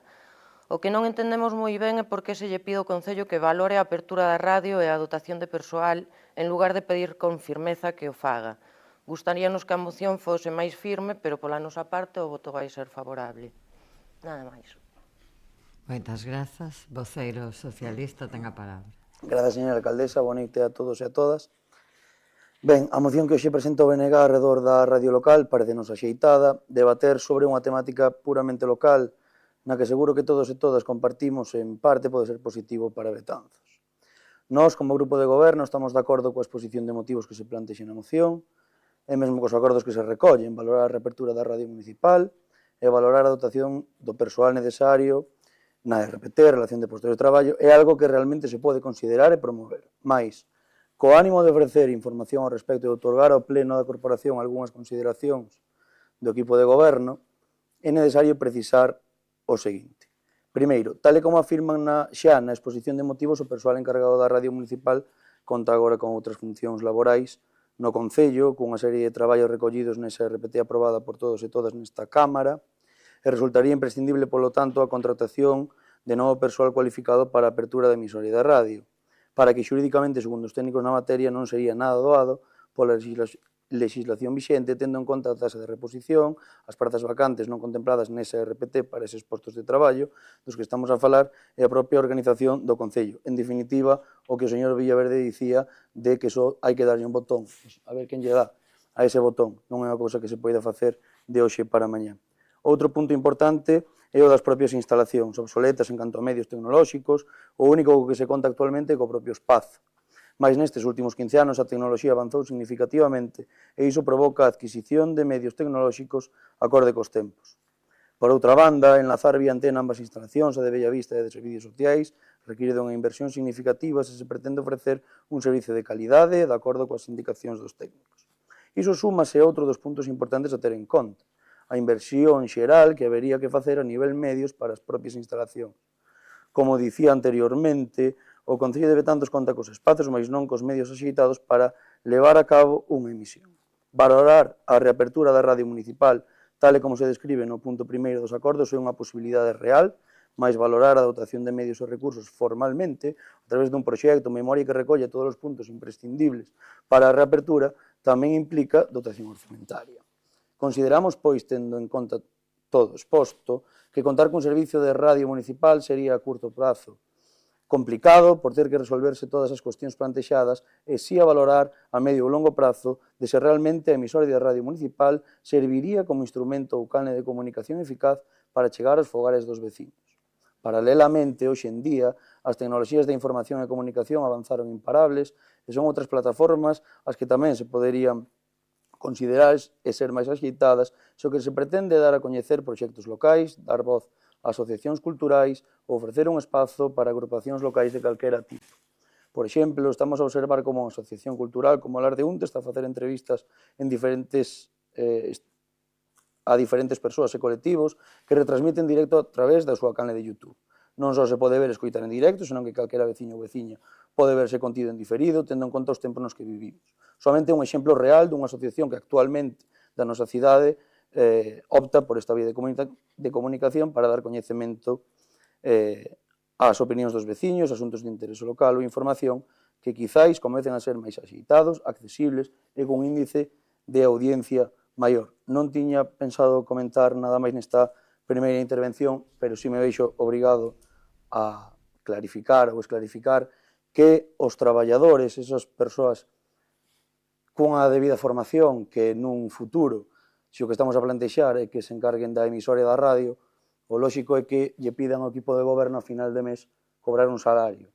O digo porque o Partido Popular votou en contra dos orzamentos, queixándose dun aumento dun 15% neses salarios aos traballadores municipais e creemos que non sería de recibo non outorgarlles unha nómina como o resto dos traballadores e, polo tanto, seguiría a engrosar ese 15% do que xa vostedes anunciaban como catastrófico. Nada máis nesta primeira intervención. Moitas gracias. Moitas grazas. Voceira nacionalista. Moitas grazas, señora alcaldesa. Ben, nós creemos que a radio segue a ser un instrumento de comunicación moi potente, independentemente de que mudara a sociedade, de que mudaran os tempos, a radio segue a ser un instrumento de transmisión de información para chegar a un público moi amplo e con moita potencialidade, porque nos permite chegar a un público máis maduro a través dun formato máis clásico, a través dos diais, pero tamén nos permite chegar a un público máis mozo, de menor idade, a través do formato do podcast, que non se está a mencionar aquí, mas que tamén é un formato que ten moi boa acollida entre a mocidade. E por iso creemos que se debe relanzar a radio municipal. Se o problema da moción é que nos digamos valorar, podemos cambiálo, non temos ningún problema. Poñemos exixir e obrigar ao goberno local a que xa abra a radio municipal, se ese é o problema que ten a nosa moción. Se o problema é a RPT múdase, negóciase, vai á mesa sectorial e pode mudarse. Nos en ningún momento dicimos que haxa que recolocar aos anteriores traballadores da radio municipal. Non, haberá que valorar esa cuestión. Se o problema é a taxa de reposición, é o segundo pleno consecutivo en que falamos da taxa de reposición. Alguén no goberno central do Estado español debería pensar en derrogar a taxa de reposición, porque está sendo un problema bastante serio para a dotación de persoal da administración e da administración pública en xeral. Se o problema son as instalacións que quedaron anquilosadas, pois deberíamos buscar tamén a maneira de reformalas, quizáis a través dun pozo, así, por dicir algo. E se a pretensión é buscar medios máis modernos para desenvolver ou para ofrecer a mesma mensaxe, como o que mencionaba o voceiro do equipo do goberno, a canle de YouTube, daquela temos que abrir a canle de YouTube a absolutamente todo ese abano de asociacións e persoas que mencionábamos hai un momento, porque non todo o mundo pode crear unha canle de YouTube ou non ten a capacidade de facelo. Nós creemos que isto permitiría darlle uso a unha infraestructura que xa temos, quizáis non é posible facelo nas antigas escolas, mas podemos mover eses equipos de radio para outro lugar, e permite darlle voz a numerosos colectivos. O asociacionismo betanceiro, numerosísimo asociacionismo betanceiro, que podería utilizar a radio para lanzar as súas actividades e difundir o seu labor. A eses grupos musicais novos que traballan nos locais de ensaio de Betanzos, o formato radio, o formato podcast, poderíalle ser moi útil, tamén é un escaparate estupendo para a súa música. Os centros de ensino, gustaríame que visen a implicación da rapazada dos 3 centros de ensino públicos betanceiros nos proxectos de radio. Nos 3 centros educativos betanceiros hai proxectos de radio, radios moi pequeniñas, creadas cun orzamento mínimo. Se o orzamento do Concello de Betanzos é pequeno, imaginen vostedes o orzamento dos centros públicos. É pírrico. Pois, cas nosas caixas de ovos fixemos radios para que os rapaces sexan técnicos e eles mesmos utilicen este mecanismo para mellorar a súa competencia en expresión oral. Traballan cunha implicación que é alucinante, é dicir, é un medio que asociamos moitas veces a un público máis maduro, realmente non é así. Se abrimos a mocidade, implícanse e traballan dunha maneira moi, non sei como dicilo, moi activa neste medio. Nos creemos que abrir unha radio tamén é un exercicio de transparencia, podería ser utilizado para difundir o labor político de absolutamente todos os grupos que conformamos esta corporación, podería ser un lugar para o debate, para debates públicos como que antes tivo lugar nesta sesión de pleno, e abrir a radio podería ser un exercicio de transparencia, de valorar, de mellorar a información e de optimizar os recursos municipais. Por iso creemos que deberían apoiar esta moción. Nada máis e moitas grazas porque manifestou o seu voto favorable. Moitas grazas. Concelleiro non adscrito. Gracias, señora alcaldesa. Pois compartimos totalmente a exposición da voceira do BNG e é verdade que apostar pola radio sempre merece a pena. Digo o voceiro do grupo de goberno que non é tan sinxelo, pero sempre hai diferentes fórmulas. Hai moitos exemplos de radios locais en Galicia con diferentes xestións. E vou dicir unha cousa que non lles vai a gustar xa aos membros do BNG, pero a xestión da radio municipal incluso se podería sacar a concurso, podería leválo unha empresa, que pasa en outros lugares de Galicia. Pero, sí, está moi ben a opción do podcast e, evidentemente, para unha asociación está moi ben que lancen o podcast e todo eso, pero a radio ten un poder de unión e un poder de crear comunidade que nunca vai a ter o podcast, sí, que está moi ben, é complementario, incluso moitos programas de radio, senón a maioría, pois, van ao podcast, pero esa unión, esa comunidade que se crea coa radio, ese que un veciño de Piadela se entere do que lle pasa ao veciño de Bravío pois pola radio, ese estar conectado a unha hora, pois ten unha maxia especial que creo que nos estamos perdendo en Betanzos e que hai moitos exemplos por Galicia adiante, eu anímolle a que os coñezan de radios locais que consiguen crear unha comunidade nos concellos colindantes, incluso en diferentes parroquias, en xente de diferentes incluso provincias, que merece a pena explorar e apostar pola radio. Moitas gracias. Moitas grazas. Voceira popular. Voceiro socialista. Gracias. Alcaldesa, bueno, eu estou moi de acordo con todo o que aquí se expuxo. Entendo que os acordos que se plantexan na moción seguen sendo de valorar, porque se non fosen eses teríamos que votar en contra, porque facelo de hoxe para mañá si sería imposible. Si estamos abertos a valorar todas as opcións pertinentes para poder abrir ou reabrir, mellor dito, esa radio municipal, pero é certo que ten que haber un traballo detrás. Primeiro, antes de saber si realmente é viable ou non. Evidentemente, esas metodoloxías activas das que falaba a voceira nacionalista nos centros de ensino son unha cousa que está moi ben e eu comparto ademais profundamente, pero non sei se esos rapaces unha vez chegan a casa escoitan ou non a radio, independentemente desas metodoloxías, repito, activas, que se fan nos institutos ou nos centros de ensino primario, se fan con uns orzamentos moi pequenos e con un material accesible para todo o alumnado e, de feito, supoño que co obxectivo de que eles tamén o poidan traer da casa e participar así con ese material, pero non estamos a falar así do material que si faría falta para por en marcha esta radio municipal que sí necesitaría dunha dotación orzamentaria a valorar, a estudar, pero seguro que é bastante cuantiosa debido aos anos que leva sin ter actividade a radio municipal. Entón, nós, considerando que estamos dispostos a valorar todo o que se plantexa na moción, pero tendo en conta que é inviable facelo a curto plazo, o noso voto vai a ser a abstención. Ben, pois, señor secretario, que se someta a votación. Votos en contra. Abstencións. Votos a favor. Pois queda aprobada co voto favorable do Bloque Nacionalista Galego, do Partido Popular e dos concelleiros non adscritos e a abstención do Partido Socialista. Punto seguinte.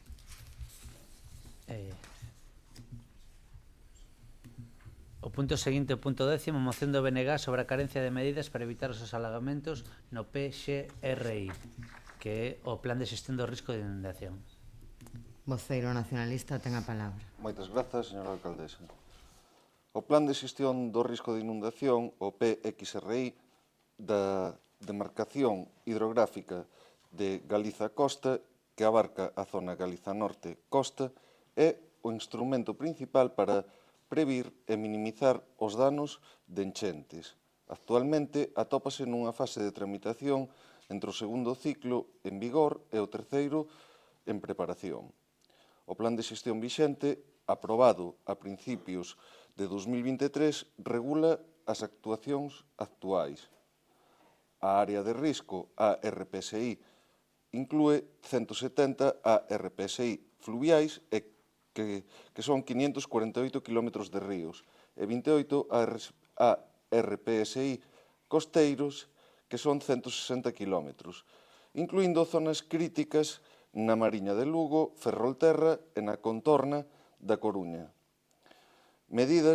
Estas medidas inclúen actuacións de restauración fluvial, eliminación de barreiras, melloras de drenaxe e actuacións de sensibilización, como a instalación de máis de 250 paneis divulgativos en concellos como a Fene, Neda, Cedeira, As Pontes, Betanzos ou a Coruña. O novo plan 2028-2033 se está a tramitarse coa actualización dos mapas de perigosidade e risco. O futuro plan cataloga 172 ARPSI fluviais, 2 máis que o actual, cunha extensión de 566 km vulneráveis.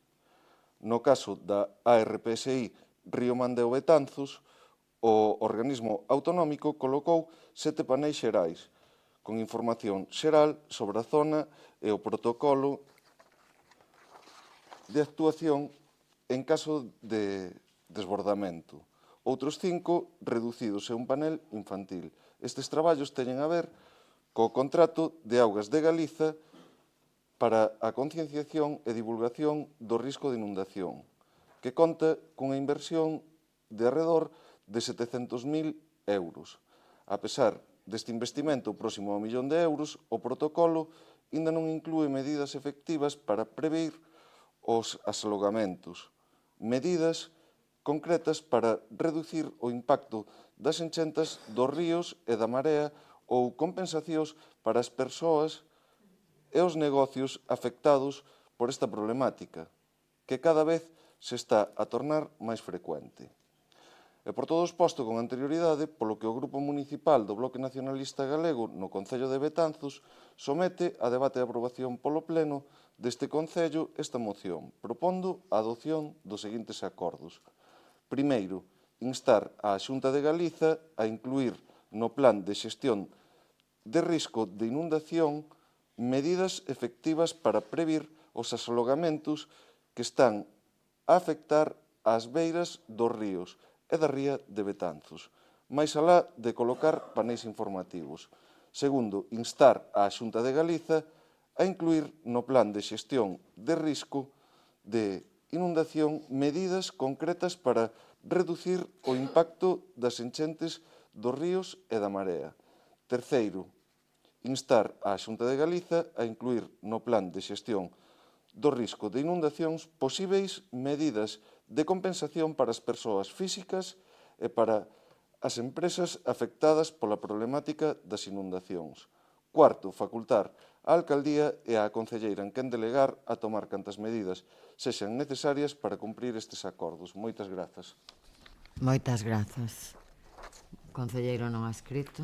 Gracias, señora alcaldesa. Ben, nos imos a tratar este tema coa complexidade que merece, porque todos sabemos que non estamos a falar de algo sinxelo. Creemos que é fundamental tratar de explicar por que chegamos a este punto sen caer en consignas baleiras. O primeiro que hai que entender é que Betanzos ten un pecado orixinal, non? E é que parte das nosas rúas e negocios hai anos eran marismas, eran zonas de río, e a auga ten memoria e sempre intenta volver ao seu sitio. Sumado a isto, a realidade é que a ría é un camiño de ida e volta, non? Nos escoitamos aos betanceiros de sempre falar dos areeiros, non? Antigamente, cando se retiraba a area da zona do Pedrido, da Xurela, na entrada da ría, o que se estaba facendo era ensanchar a porta de saída. Ao manter esa zona profunda e limpa, cando o río baixaba con máis forza ou a marea se retiraba, a auga topaba unha canle libre para sair rápido cara ao mar. Hoxe, esa zona da desembocadura moito máis colmatada de area e de sedimentos, o que produce un efecto embudo, digamos. A auga chega ao centro de Betanzos e como non pode sair coa mesma fluidez pola desembocadura, porque o chan da ría subeu eses quilómetros máis abaixo, frénase, amontónase e acaba desbordando na Ribeira, no Porto ou na Praza Enrique IV, como podemos ver. É por iso que non é tan sinxelo anunciar solucións, pois o que pase na boca da ría tamén condiciona totalmente o que sufrimos aquí. Para tratar de paliar isto, pois existen sistemas que a maioría dos veciños coñecemos, non? Esas bombas de achique da ribeira, esas válvulas nos desagües que deixan sair a auga da chuvia, pero evitan a entrada da auga da ría. Pero, aínda que estes sistemas son coñecidos, o que non sabemos con certeza é o seu estado real actualmente. Por iso queremos facerlle varias preguntas directas ao goberno local, non? No seu momento, realizáronse obras importantes na Praza de Enrique IV, na zona de Pontevella e na Ribeira. Sobre as bombas de achique na zona da Ribeira, están funcionando ao 100% ou houve algún fallo técnico nos últimos episodios de choiva? Sobre as válvulas, esas portas que deben de deixar sair a auga da choiva, pero pecharse para que o río non entre cara ás rúas. Están limpas e operativas ou o lodo impide que pechen ben? Instaláronse esas válvulas en absolutamente todos os sumidoiros que dan ao río ou quedan puntos abertos? Si falamos do caso do Porto, a situación albíscase incluso máis complicada. A barreira longitudinal que recorre todo o paseo é aberta e non evita as crecidas de auga. Unha solución podría ser a sustitución desa baranda por unha de peche totalmente opaca que faga como de dique para impedir que a ría alcance a rúa, non sin romper a estética, pero bueno, sería unha solución evidentemente moi complicada, con moita complexidade técnica. A que me quero referir poñendo este exemplo? A que de anuncios de solucións de moitos tipos xa vamos un pouco cheos. E é aquí onde entramos na política de escaparate. Hai uns días vimos a voceira do Grupo Popular facendo de guía turística polo Porto de Betanzos. Viñeron a conselleira de Medio Ambiente, a delegada da Xunta, un eurodeputado e ata unha responsable intermedia de Portos de Galicia. Trouxeron a todos estes altos cargos para presentar uns paneis que lle din aos veciños que sufren as inundacións que están nunha zona con risco de inundarse. Por certo, paneis que tamén se colocaron noutros lugares, no Pabillón ou no paso do río Pelamios polo Pazo da Xerpe. Pero imos a quedarnos co positivo, e é que coa presenza da responsable de Portos de Galicia e da conselleira, o Partido Popular de Betanzos admite que as competencias son súas, da Xunta de Galicia. E é aquí onde ven o importante, porque aproveitando que o Partido Popular de Betanzos ten unha súa voceira como parlamentaria autonómica, preguntámoslle, podenlle trasladar estas preguntas, si a señora Vázquez defende aos veciños que a votaron ou prefire protexer o seu partido que goberna na Xunta, que fixo nestes anos para evitar as inundacións e cantas enmendas presentou aos orzamentos da Xunta para conseguir fondos reais para paliar as inundacións en Betanzos. Vostedes saíron na prensa en datas recentes dicindo que tiñan un proxecto de drenaxe sostible, pero que había que esperar a maio de 2027 a ver se gañaban as eleccións. Polo tanto, eu voulles a dicir o mismo que ao goberno local no tema do casco histórico. De anuncios valeiros e de cousas de promesas, pero promesas si gobierno yo, si no gobierno yo no, os veciños xa están fartos. Entón, se non queren axudar, non axuden, pero non manipulen a eses mesmos veciños con proxectos polos que a súa voceira no Parlamento de Galicia non está disposta a loitar. Moitas gracias. Moitas grazas, voceiro popular. Señora alcaldesa, ben, no caso desta moción é un tema das inundacións, pois é un tema recorrente que preocupa a toda a veciñanza, os negocios, as persoas que sofren directamente as consecuencias cada vez que hai choves intensas ou mareas vivas. Aquí hai competencias compartidas. Hai unha falta de planificación urbanística municipal, hai unha necesidade de mantemento de infraestructuras locais, hai unha ordenación do territorio pendente e hai decisións políticas que tamén dependen deste Concello. Pretender que todo resolva a Xunta de Galicia é unha forma moi cómoda de eludir as responsabilidades propias e non vemos nesta moción ningunha alusión á inacción do Goberno local respecto a este problema recorrente. Na propia moción se recoñece a existencia dun plan de xestión do risco de inundacións en vigor e que hai actuacións en marcha. Poderemos discutir se son suficientes ou non, que nós pensamos que non o son, pero o que non se pode facer é presentar a realidade dunha forma parcial, como se nos exixe absolutamente nada. Dende o Partido Popular creemos que o enfoque debería ser outro e así anunciamos hai uns días. O Goberno local ten a capacidade e a obriga de mover ficha e buscar a cooperación institucional e a coordinación entre administracións para buscar solucións. Hai días que anunciamos que se gobernamos no maio do 27 xestionaremos un plan de acción financiado con fondos comunitarios para restituir o estado natural da ribera dos ríos e das rías, que actúen como un sistema de drenaxe natural, porque é a solución técnica máis viable e menos invasivas que nos recomendan os expertos cos que consultamos. Non son inventos nin cousas ou barreiras tiradas por aí, son un equipo de expertos que sabe o que fai. Se non se fai agora porque estamos na oposición, pois cando gobernemos intentaremos facelo.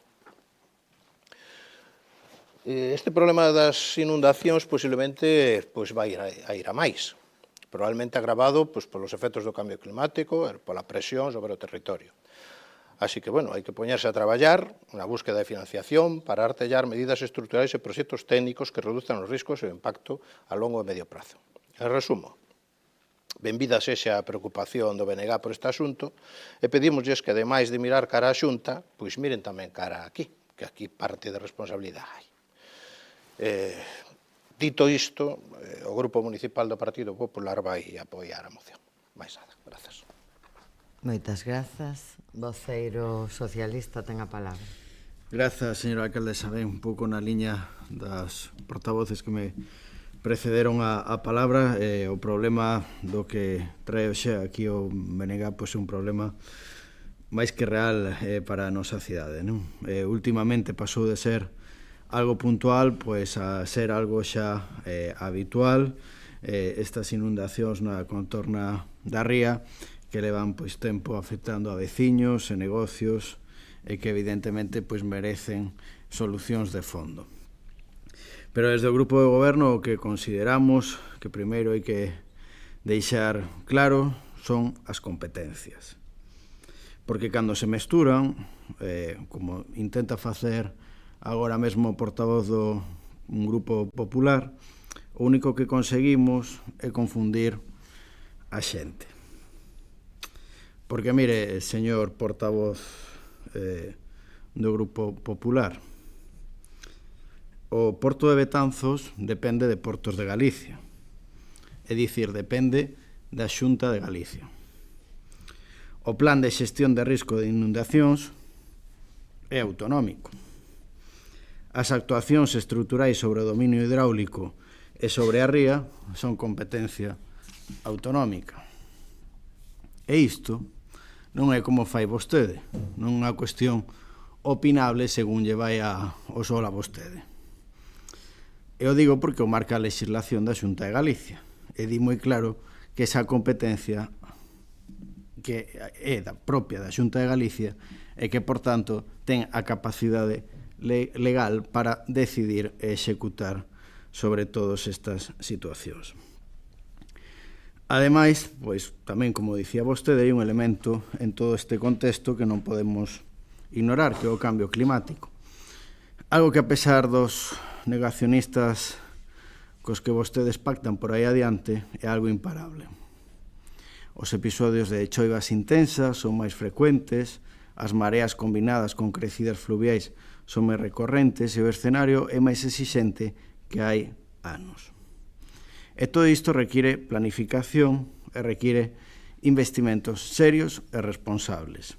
E, sobre todo, respeto por todos aqueles veciños e veciñas que están afectados por estas enchentas. Por iso non chega con paneis informativos. Evidentemente, informar está moi ben, pero non evita que a auga entre nas naves nin que se repitan os problemas. Insisto, o que fai falta son actuacións técnicas, planificación seria e recursos económicos. Como dicía o portavoz dos concelleiros non adscritos, nos últimos días, nalgún caso asistimos, noutros vimos, dúas visitas ao Porto organizada, unha, entendo que de maneira institucional, pola Xunta de Galicia e outra polo Partido Popular. Unha primeira visita institucional organizada pola Xunta, como dicía, coa presenza da Conselleira de Medio Ambiente, que veu a vender pois a instalación duns cartéis informativos que se colocaron pois polo longo e ancho de toda a contorna do río, non? E outra, organizada, pois entendo que polo Partido Popular, coa presenza dun europarlamentario. Un europarlamentario que en vez de... Bueno, non vou a decir nada. Deixámoslo así. Ata aí todo ben. Porque se unha visita, evidentemente, dun europarlamentario a Betanzos sirve para traer solucións, pois, evidentemente, sempre será positiva para calquer territorio. E máis se cabe, pois, para Betanzos. Pero, como dicía o portavoz dos non adscritos, o problema é o relato que se construe despois destas visitas, non? No vídeo difundido, bueno, nos vídeos difundidos nas redes sociais, falase de posibles irresponsabilidades, incluso por non solicitar determinadas axudas europeas. E iso non é menor, porque deixa caer outra vez unha mensaxe moi clara á veciñanza. Esa mensaxe que vostede acaba de trasladar na súa primeira intervención. Porque, mire, como dicía eu anteriormente, se o Porto depende da Xunta, se o plan de xestión de riscos de inundacións depende da Xunta de Galicia, e se a planificación hidrolóxica depende da Xunta, e se, por tanto, tamén, como dicía, a Conselleira de Medio Ambiente estaba ali presente nos días antes, non é razoable o que fai vostede aquí, que é insinuar que o Concello... Bueno, insinuar non, afirmar que o Concello ou o Estado ten que solicitar ese tipo de axudas.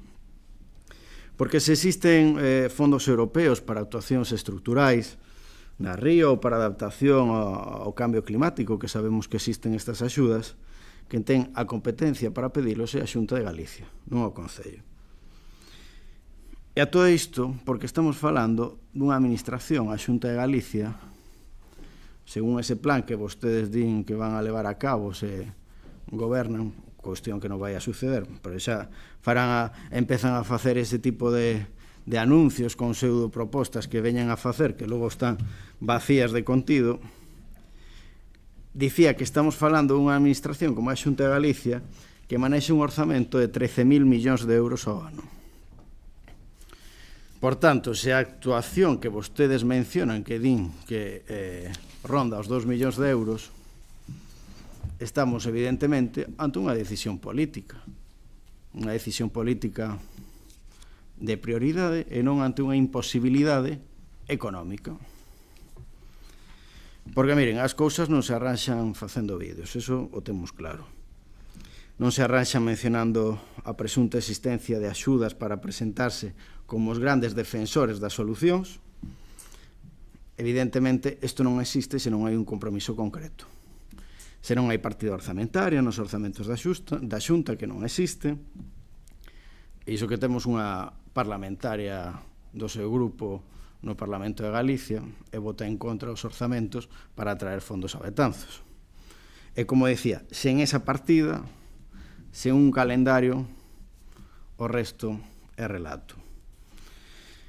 E xa sabemos o que di, pois, ese refrán. Moito ruído e poucas noces. Esas son as propostas do grupo do Partido Popular en Betanzos. Ainda estamos esperando que traigan esa proposta de cando se foi a compañeira de corporación de viaxe a Bruxelas, que iba a traer un compromiso para que nos hermanáramos co Concello de Brujas. Estamos esperando este outro anuncio máis deses que fan por aí adiante. Aquí hai moito vídeo, moita, como dicía, hai moito vídeo, moita declaración, moita palabra grandilocuente e pouca concreción. E o peor é que non hai ningún proxecto, porque ese presunto proxecto que teñen vostedes de máis de expertos, aínda encima o esconden. Se tanto queren a Betanzos, pois aporten ao Concello unha proposta concreta, un proxecto, e así o Concello, pois, considero que a corporación estará de acordo, pois poderemos presentar unha proposta común para acceder a ese tipo de fondos europeos. Sei que existe, non cando vostedes gobernan, porque, como lle dicía, iso non vai a suceder. Eu lle podo dicir, xa a colación isto que acabo de dicir, que este Concello colaborará en todo o que sexa necesario, tanto de maneira técnica como de maneira institucional. Na coordinación, todo o que faga falta. Pero insisto, non se pode asumir competencias que non lle corresponden, nin aceptar que se xere esa confusión sobre quen debe facer que cousa. En este caso, as competencias únicas son da Xunta de Galicia, e vostedes o saben. Por tanto, se hai que pedir fondos europeos, que os pida quen tenga competencia. Se hai que investir, que invista, quen ten que meter nos orzamentos da Xunta de Galicia esos presupostos para levar a cabo calquera acción que sexa necesaria para evitar estes problemas. Porque ao final, como dicía no inicio desta intervención, os veciños non queren vídeos, non queren vídeos, queren solucións. Así que, cando vostedes decidan esas actuacións e esos proxectos, desde logo este Concello estará ao carón dos veciños, como leva a diario, e a carón da proposta que presenten todos vostedes, vale? Nesta primeira intervención, nada máis. Moitas grazas, voceiro nacionalista. Moitas grazas, señora alcaldesa. Betanzos sofre asolagamentos varias veces no ano. E iso non é ningunha novidade. A Ribeira, o Porto, o Parque Pablo Iglesias son só algúns exemplos. Moitas destas zonas están declaradas como inundáveis pola Xunta, especialmente nas ribeiras do Mendo e do Mandeo. O problema non só non se solucionou, senón que empeorou. E vai a máis, polo cambio climático, pola subida do nivel do mar e tamén polas consecuencias dun urbanismo irresponsável do pasado que permitiu construir e rechear onde non se debía. E quen sofre todo isto? A veciñanza. Por iso traemos esta moción. Porque fan falta medidas reais, non discursos. E agradecemos o voto favorável de quen así o manifestou. Moitas grazas. Moitas grazas. Concelleiro non adscrito. Gracias, señora alcaldesa. Ben, antes de nada, preguntarlle ao señor Hermida se me pode responder a esas preguntas que fixen na primeira intervención sobre as bombas da chique, sobre as válvulas, si na segunda intervención. Mais que nada, para saber un pouco como está a instalación e se é que hai algún problema nesa instalación ou que non está sendo suficiente o que se puxo no seu día, non? Señores do Grupo Popular, non hai que agardar a 2027, acaba de volver a dicilo, na sesión plenaria, que farán vostedes e gobernan en 2027. Eu non sei en que Betanzos viven vostedes, pero, bueno, eu cábalas electorais non vou a facer. Pero non hai que agardar a 2027, outra cousa son os seus intereses. Podenlle dicir á súa voceira que pelexe por este proxecto. Ela ten o escano no Parlamento e cobra o seu soldo no Parlamento.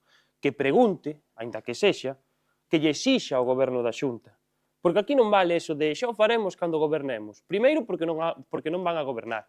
E segundo, porque non están facendo outra cousa que manipular aos veciños. E lle vou a poñer un exemplo moi cercano, que é a persoa que precedeu a señora Vázquez como voceiro do Partido Popular. O señor Rodríguez Prieto, cando estaba no Senado, traballou para conseguir fondos para tratar de paliar as inundacións. E chegou a reunirse co ministro de Fomento naquel momento, Íñigo de la Serna. Unha reunión no Senado na que tamén estaba o presidente da Comisión de Fomento, que, se non me equivoco, era Pepe Crespo, o actual alcalde de Lalín, que naquel momento foi o tramo ese de 4 anos no que non foi alcalde. Eso é o que ten que facer a señora Vázquez en Santiago, traballar. Pero vostedes parece que prefiren o titular ao traballo. Moitas gracias. Moitas grazas. Voceiro popular. Grazas, señora alcaldesa. Ben, para entender un proxecto como o que propoñemos, un proxecto de certo ámbito, se require colaboración institucional. E o que parece aquí é que, claro, é difícil que o goberno de Betanzos entenda con ninguén. Dito pola propia alcaldesa, xamais vai chamar ao Partido Popular para falar ni traballar en propostas. O dixo aquí no pleno. Entón, claro, hai que entender que un tipo de proxecto deste tipo é complexo, require traballo e require capacidade de decisión. Non é encender a radio dándolle un botón, como decían os non escritos, ou poñer unha barreira para parar o río. Vamos a ver. Hai que saber do que se está a falar. Eso vaya por diante. No tema das competencias sempre estamos con lío. Haberá que facer un pleno algún día extraordinario e repasar todas as competencias para comprobalo. Porque, claro, parece que así, a ver se nos aclaramos dunha vez nestes temas. En principio, máis nada xa. Grazas. Voceiro socialista.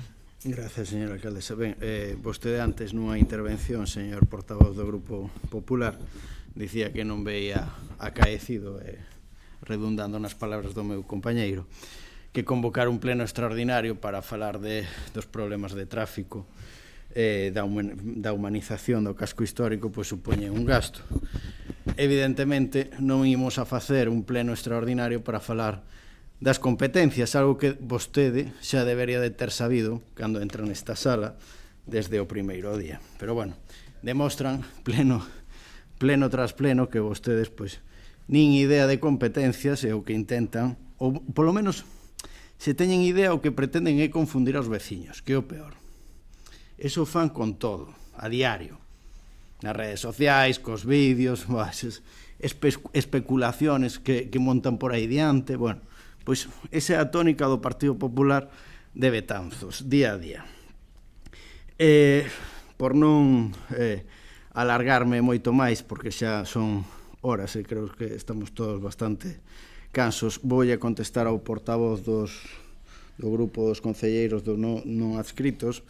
Pois, primeiro, as válvulas funcionan de maneira correcta, son supervisadas por operarios de Viacua de maneira recurrente, tal e como teñen establecido na súa folla de traballo, e as bombas de achique, que son titularidade do Ministerio de Transportes, tamén son revisadas de maneira semanal polos técnicos de Fomento. Hai unha pregunta que fixo un grupo que contestei esta mañá relativa ao funcionamento destas bombas nas semanas esas que hubo tantas enchentas. Podo dicirlle pois, que a alcaldía e dous concelleiros pois, estivemos en contacto permanente co responsable de zona de transportes. En todo momento nos comunicaron que esas bombas funcionaban de maneira correcta. É certo pois, que na zona da Ribeira se suceden circunstancias anómalas, en concreto nun grupo de vivendas que está sendo analizada pois polos técnicos municipais e tamén en colaboración con Viacua para tentar darlle unha solución o máis pronto posible. E simplemente pois rematar pois que a colaboración institucional deste concello sempre tende a man a todas as institucións, sexa do color que sexa o goberno, e así se ten demostrado con moitas actuacións. O portavoz dos non adscritos falaba dunha foto que había de Íñigo de la Senra co exportavoz do Grupo Popular Rodríguez Prieto. Esa foi unha foto pola falta de coordinación do Partido Popular en Madrid, que era naquel momento era quen gobernaba, e nós, gracias a esa xestión e a maneira de negociar que temos pois, con calquera administración, este goberno conseguiu ese 1,02 millóns de euros para executar esas obras tan importantes na Ribeira que a día de hoxe pois, evitan eses asolagamentos que había ata aí apenas 8 ou 9 anos. Nada máis, moitas grazas. Moitas grazas. Antes de pasar a votación, quero lle aclarar, señor Teijo, que eu dixen nesta sesión plenaria e manteño e manteño, non me retracto. Igual que a voceira popular non se retrata de outras cousas, dos seus insultos, eu tampouco me retrato do que dixe. Dixen que eu, María Barral Varela, nunca vou a chamar á voceira do Partido Popular, Cecilia Vázquez Suárez, porque sobrepasou todas as liñas vermellas, ao meu modo de ver, institucionais, políticas e persoais, e por aí non vou a pasar, o verán de 2023. E manteño, pero tendo a man a calquera outra persoa do Partido Popular, de Betanzos e de calquera lugar, e chamei e tendín a man moitas veces, moitas, a alcaldes e alcaldesas do Partido Popular e a responsables da Xunta de Galicia do Partido Popular. E por este caso tuve varias reunións con responsables institucionais e políticos da Xunta de Galicia e, por tanto, do Partido Popular. É claro que este Concello colabora, mire se colabora, que pagamos a medias a cuberta do Vales Villamarín, hai nada, por exemplo. Entón, este Concello tende a man, pero eu non vou a chamar a Cecilia Vázquez, voceira do Partido Popular de Betanzos neste momento. Non. É para aclaralo. Pero sí tendo a man a Xunta de Galicia, a Portos de Galicia. E outra cousa que lle quero aclarar a vostede e ao eurodiputado que veu. Para pedir unha subvención, calquera administración pública ou calquera particular privado, ten que pedila para levar a cabo obras ou inversións nalgo da súa propiedade.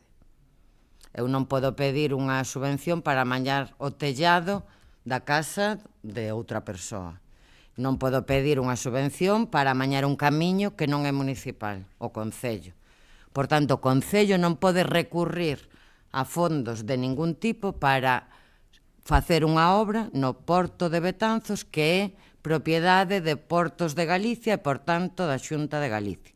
Podo pedirlle á Xunta que o faga. E fun moitas veces. Saiu en prensa, varias veces, a Portos de Galicia. Varias. E tuve conversas telefónicas tamén con Portos de Galicia. Poden preguntar, son os seus compañeiros. E fun a Augas de Galicia tamén por este tema. A Augas e a Portos. Varias veces. A Coruña e a Santiago. Pero esa persoa que veu, ese eurodiputado, dixo que vai mirar a ver a que axudas europeas podía ter accedido ao Concello e non o fixo. Dixo eso. Non dixo por que non lle pediu a Portos de Galicia que acudira a fondos europeos. Dixo outra cousa, porque manipulan a cidadanía. Tratan de enrevesar, claro. Tratan de enrevesar. Pero é así. Benvida sexa calquera solución técnica para o Porto, para Enrique IV, para calquera sitio. Benvida sexa. Calquera solución efectiva. E benvidos sexan fondos de europeos ou da Xunta de Galicia.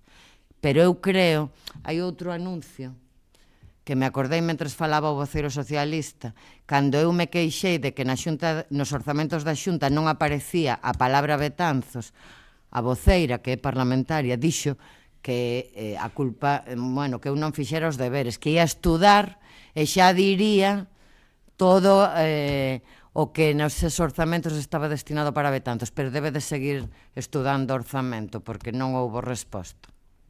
Tampouco. Bueno, señor secretario, que se someta a votación a moción do BNG. Votos en contra. Abstencións. Votos a favor.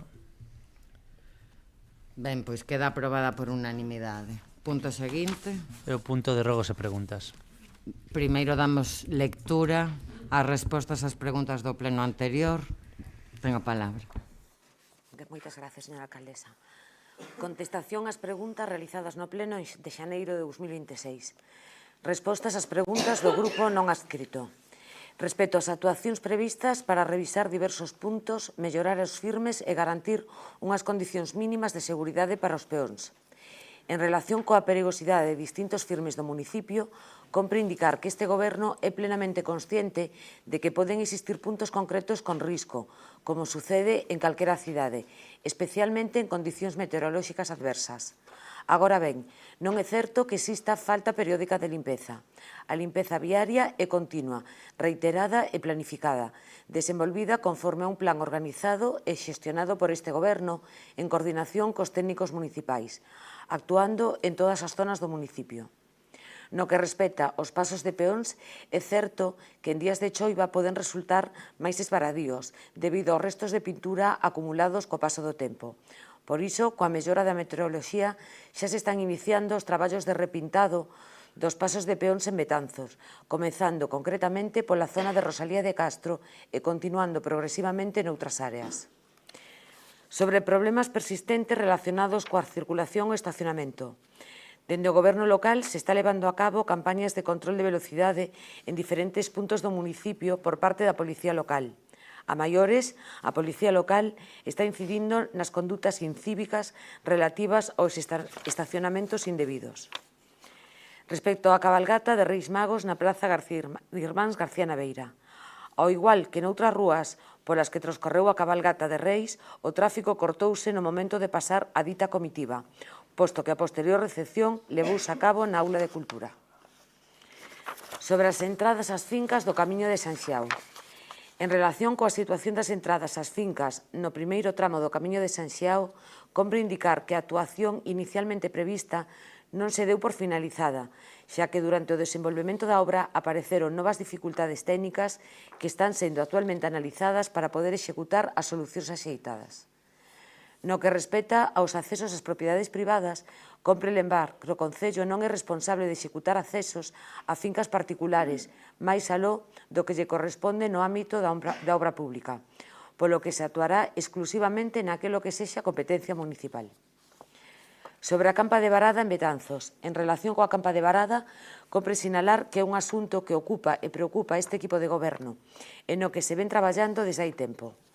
Foi elaborada unha memoria valorada conxuntamente coa Asociación dos Amigos do Río de Betanzos, que posteriormente recibiu determinados requerimentos por parte de Costas, os cales foron debidamente cumplimentados. Coa entrada en vigor da nova Lei do Litoral, as competencias pasan a ser autonómicas, polo que será a Administración competente quen determine os seguintes pasos administrativos. Compre tamén lembrar que este proxecto atravesou diferentes dificultades e atrasos derivados da súa complexidade administrativa, mais continúa a ser unha actuación na que se segue traballando. Respostas ás preguntas do Bloque Nacionalista Galego. Sobre a Oficina Municipal de Rehabilitación. Tal e como se afirmou recentemente, a Oficina Municipal de Rehabilitación volve a contar cun arquitecto tras a vacante producida polo traslado a outro concello do anterior titular. Respecto á organización dun concurso de fotografía que celebra o centenario da visita de Ruth Matilda Anderson a Betanzos. A previsión da Consellería de Cultura é de levar a cabo esta iniciativa ao longo deste ano 2026. Sobre o Plan Rexurbe, a información relativa a este plan corresponde á Xunta de Galicia. De todos xeitos, trasladaremos as preguntas que efectúan ao Instituto Galego de Vivenda e Solo. Respecto ao asfaltado das beirarrúas na zona da Rúa Valdoncel. En relación co estado das beirarrúas na zona da Ponte Nova, concretamente na Rúa Valdoncel, somos conscientes de que existe algunha plaqueta que falta ou baldosas que presentan deterioro.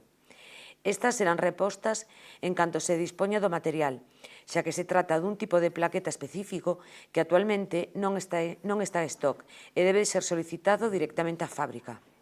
Compre tamén lembrar as actuacións importantes que este Concello levou a cabo na Ponte Nova, como foi a renovación dos pavimentos en ambos os dous lados, así como as melloras executadas no Paseo da Galera, actuacións que supuxeron unha mellora sustancial na zona.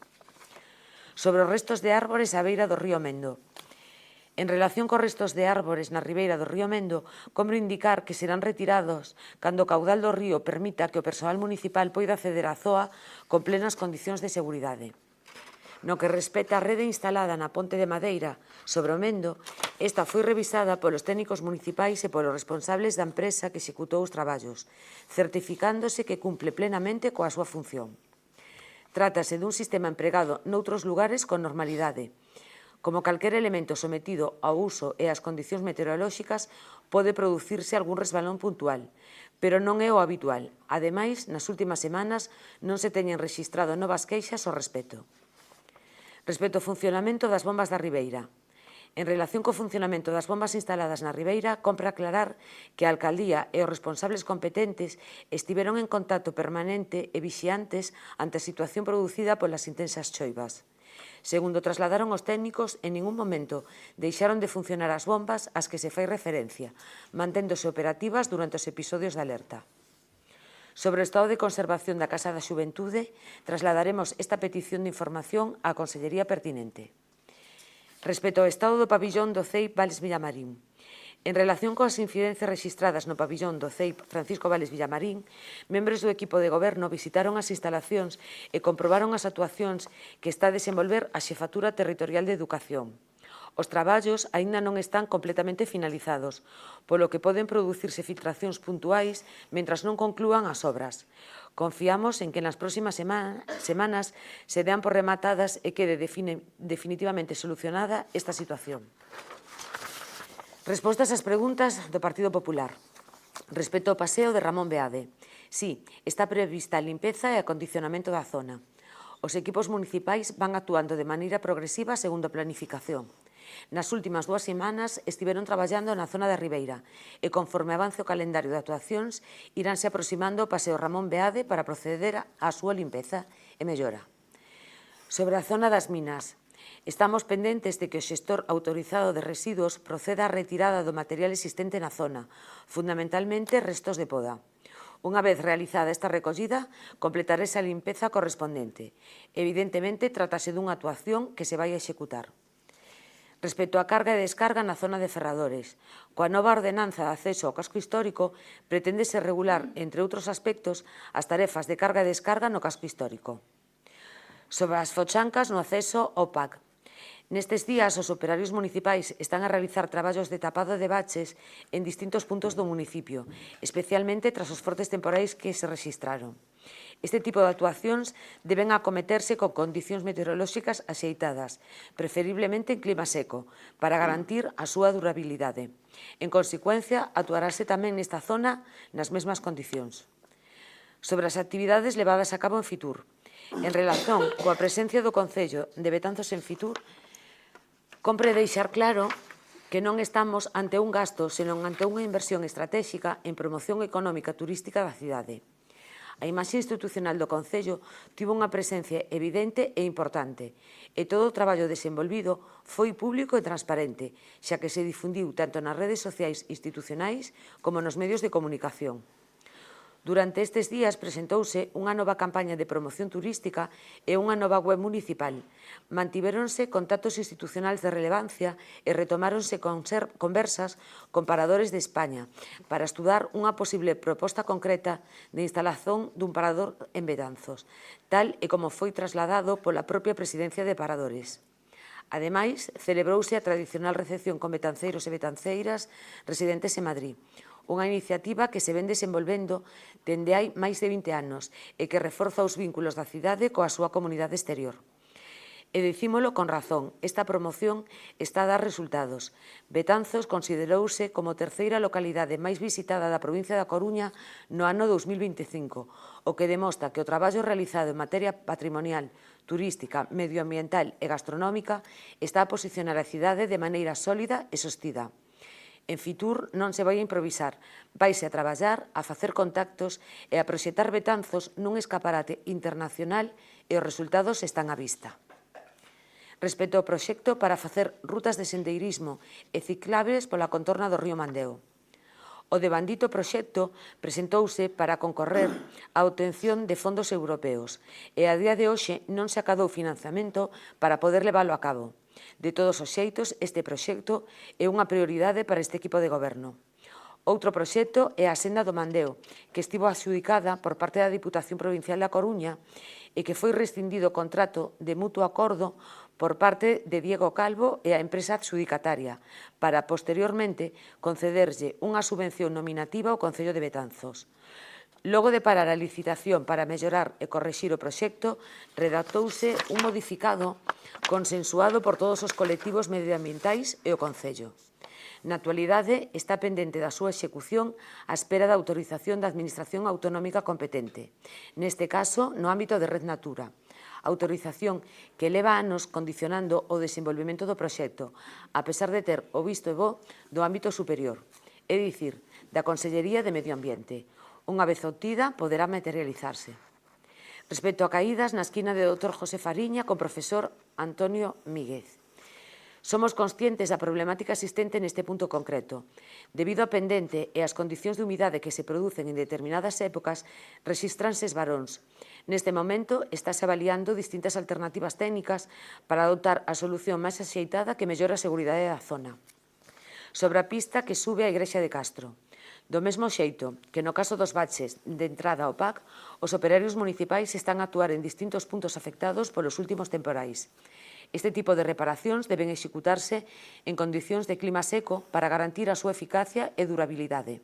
En consecuencia, procederase o seu arranxo nas mesmas condicións. Nada máis. Moitas grazas. Concelleiro non adscrito. Gracias, señora alcaldesa. Primeiro, varios veciños da parroquia de Requián trasladáronnos que o camiño do Farragoto se atopa nun estado casi intransitable, cunha evidente falta de acondicionamento. A isto súmase que coas chuvias das últimas semanas a maleza invadiu o asfalto, o que provoca situacións de perigo que calquera que circule por ali pode observar. Ten constancia o Goberno Municipal desta situación? Cando ten previsto enviar as brigadas de limpeza para acondicionar a vía? Existe algún plan de mantemento para evitar que os camiños municipais cheguen a este punto de perigo? Segundo, os veciños da Rúa da Cañota volven a reclamar atención sobre a situación de abandono dos soportais de dita rúa, onde a falta de limpeza e os cheiros súmase o impacto visual do xa famoso tubo de auga ao descuberto nunha das zonas máis bonitas de Betanzos. O máis preocupante é que nos últimos meses xúntanse ali grupos de persoas con non moi boas intencións, chegando a producirse en pasadas semanas un pequeno lume que tiveron que sofocar os propios veciños, o cal intensificou o clima de medo no que xa viven instalados os residentes. Que medidas inmediatas vai tomar o Concello para solucionar os problemas de salubridade dos soportais da Cañota? Vais a garantir a presenza da Policía Local na zona para darlle seguridade aos veciños? Terceiro, volvemos ao tema das fochancas, que parece que é recurrente cada pleno. O problema das fochancas é recurrente en todo o centro urbano de Betanzos. A maioría non se arranxan e os parches que se poñen apenas duran un mes antes de estar igual ou peor que antes. Recibimos queixas concretas neste mes polas rúas Mandeo, Emilio Romai e Manuel María, aínda que basta con dar un paseo por Betanzos para ver que é un problema generalizado en moitas outras zonas. Por que as reparacións teñen tan pouca durabilidade? Que criterios de mantemento seguen para as calzadas do centro urbano e cando pensan dar unha solución definitiva a estas rúas que mencionamos?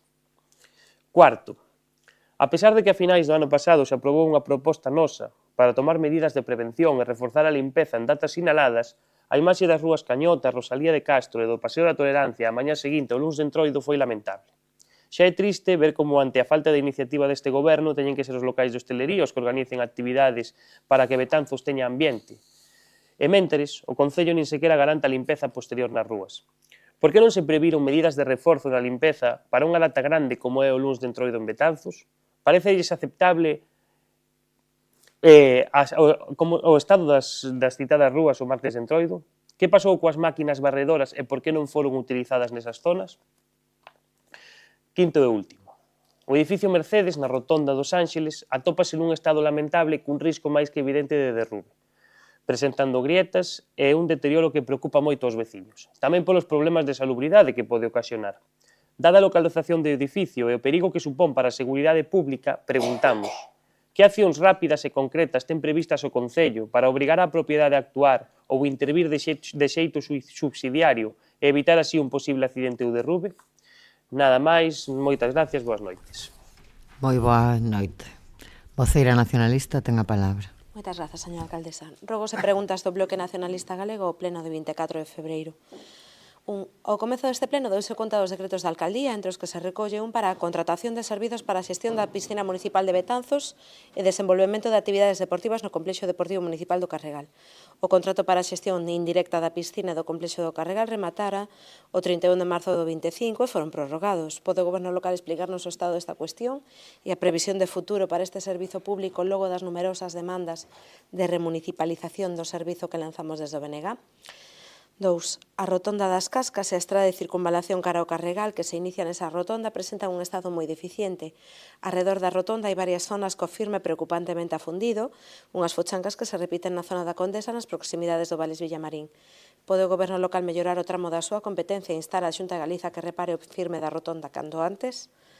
3. Son numerosas as ocasións en que desde o BNG temos pedido a reparación das marquesiñas para agardar o bus do noso termo municipal. Nesta ocasión son as usuarias da Ponte Vella do Mandeo as que nos piden que se faga efectiva esta mellora das marquesiñas do seu barrio, especialmente na da Ira Bella, en que chove dentro e a madeira da estrutura se desfai e vai caendo pouco a pouco. Pode o Goberno local mellorar esta e outras marquesiñas do Concello?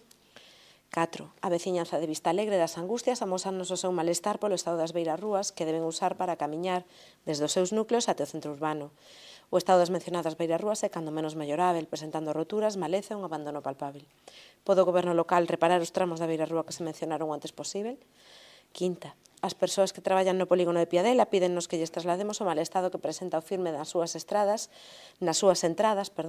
desde Montellos e desde Espantosa. Na mesma liña tamén nos indican que, máis unha vez, a vía morta que se construiu para crear unha estrada de conexión entre ambas as partes do polígono está a ser usada novamente como punto de vertedura de biomasa e de outros residuos. Pode o Goberno local darlle solución a estes dous aspectos que teñen a ver co polígono de Piadela? 6. Son varias as veciñas que nos amosan as súas protestas de maneira recorrente pola carencia de mobiliario urbano e polo estado de conservación que presenta o existente. Neste sentido, os novos xeitos de vida fan necesaria a presenza de novos tipos de mobiliario, como papeleiras específicas para as cabichas do tabaco, as fontes que incorporen bebedeiros diferenciados para as mascotas ou papeleiras para depositar os excrementos dos animais de compañía. Así mesmo, chámanos a atención pola escaseza de papeleiras e polo mal estado das existentes. Pode o Goberno local instalar novo mobiliario urbano que cumpra estas necesidades e contribuir así a unha xeitada limpieza do núcleo urbano? 7.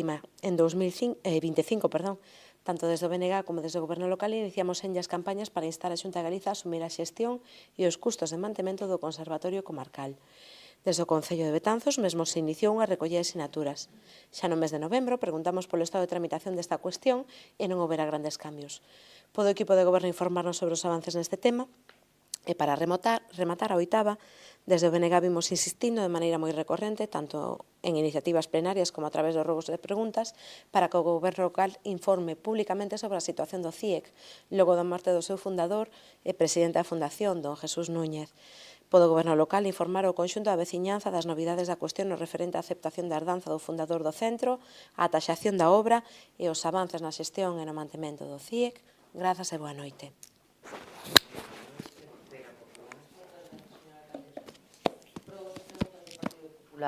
Primeiro, veciños das Cascas pídennos que traslademos a necesidade de repintar, cando o tempo permita, o paso de peóns que cruza a Ponte de Pedra paralelo á estrada, xa que co uso está bastante deteriorada a pintura.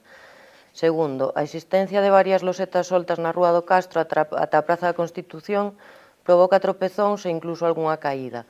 Poderían revisar a rúa e fixar as partes que se encontren en tal estado.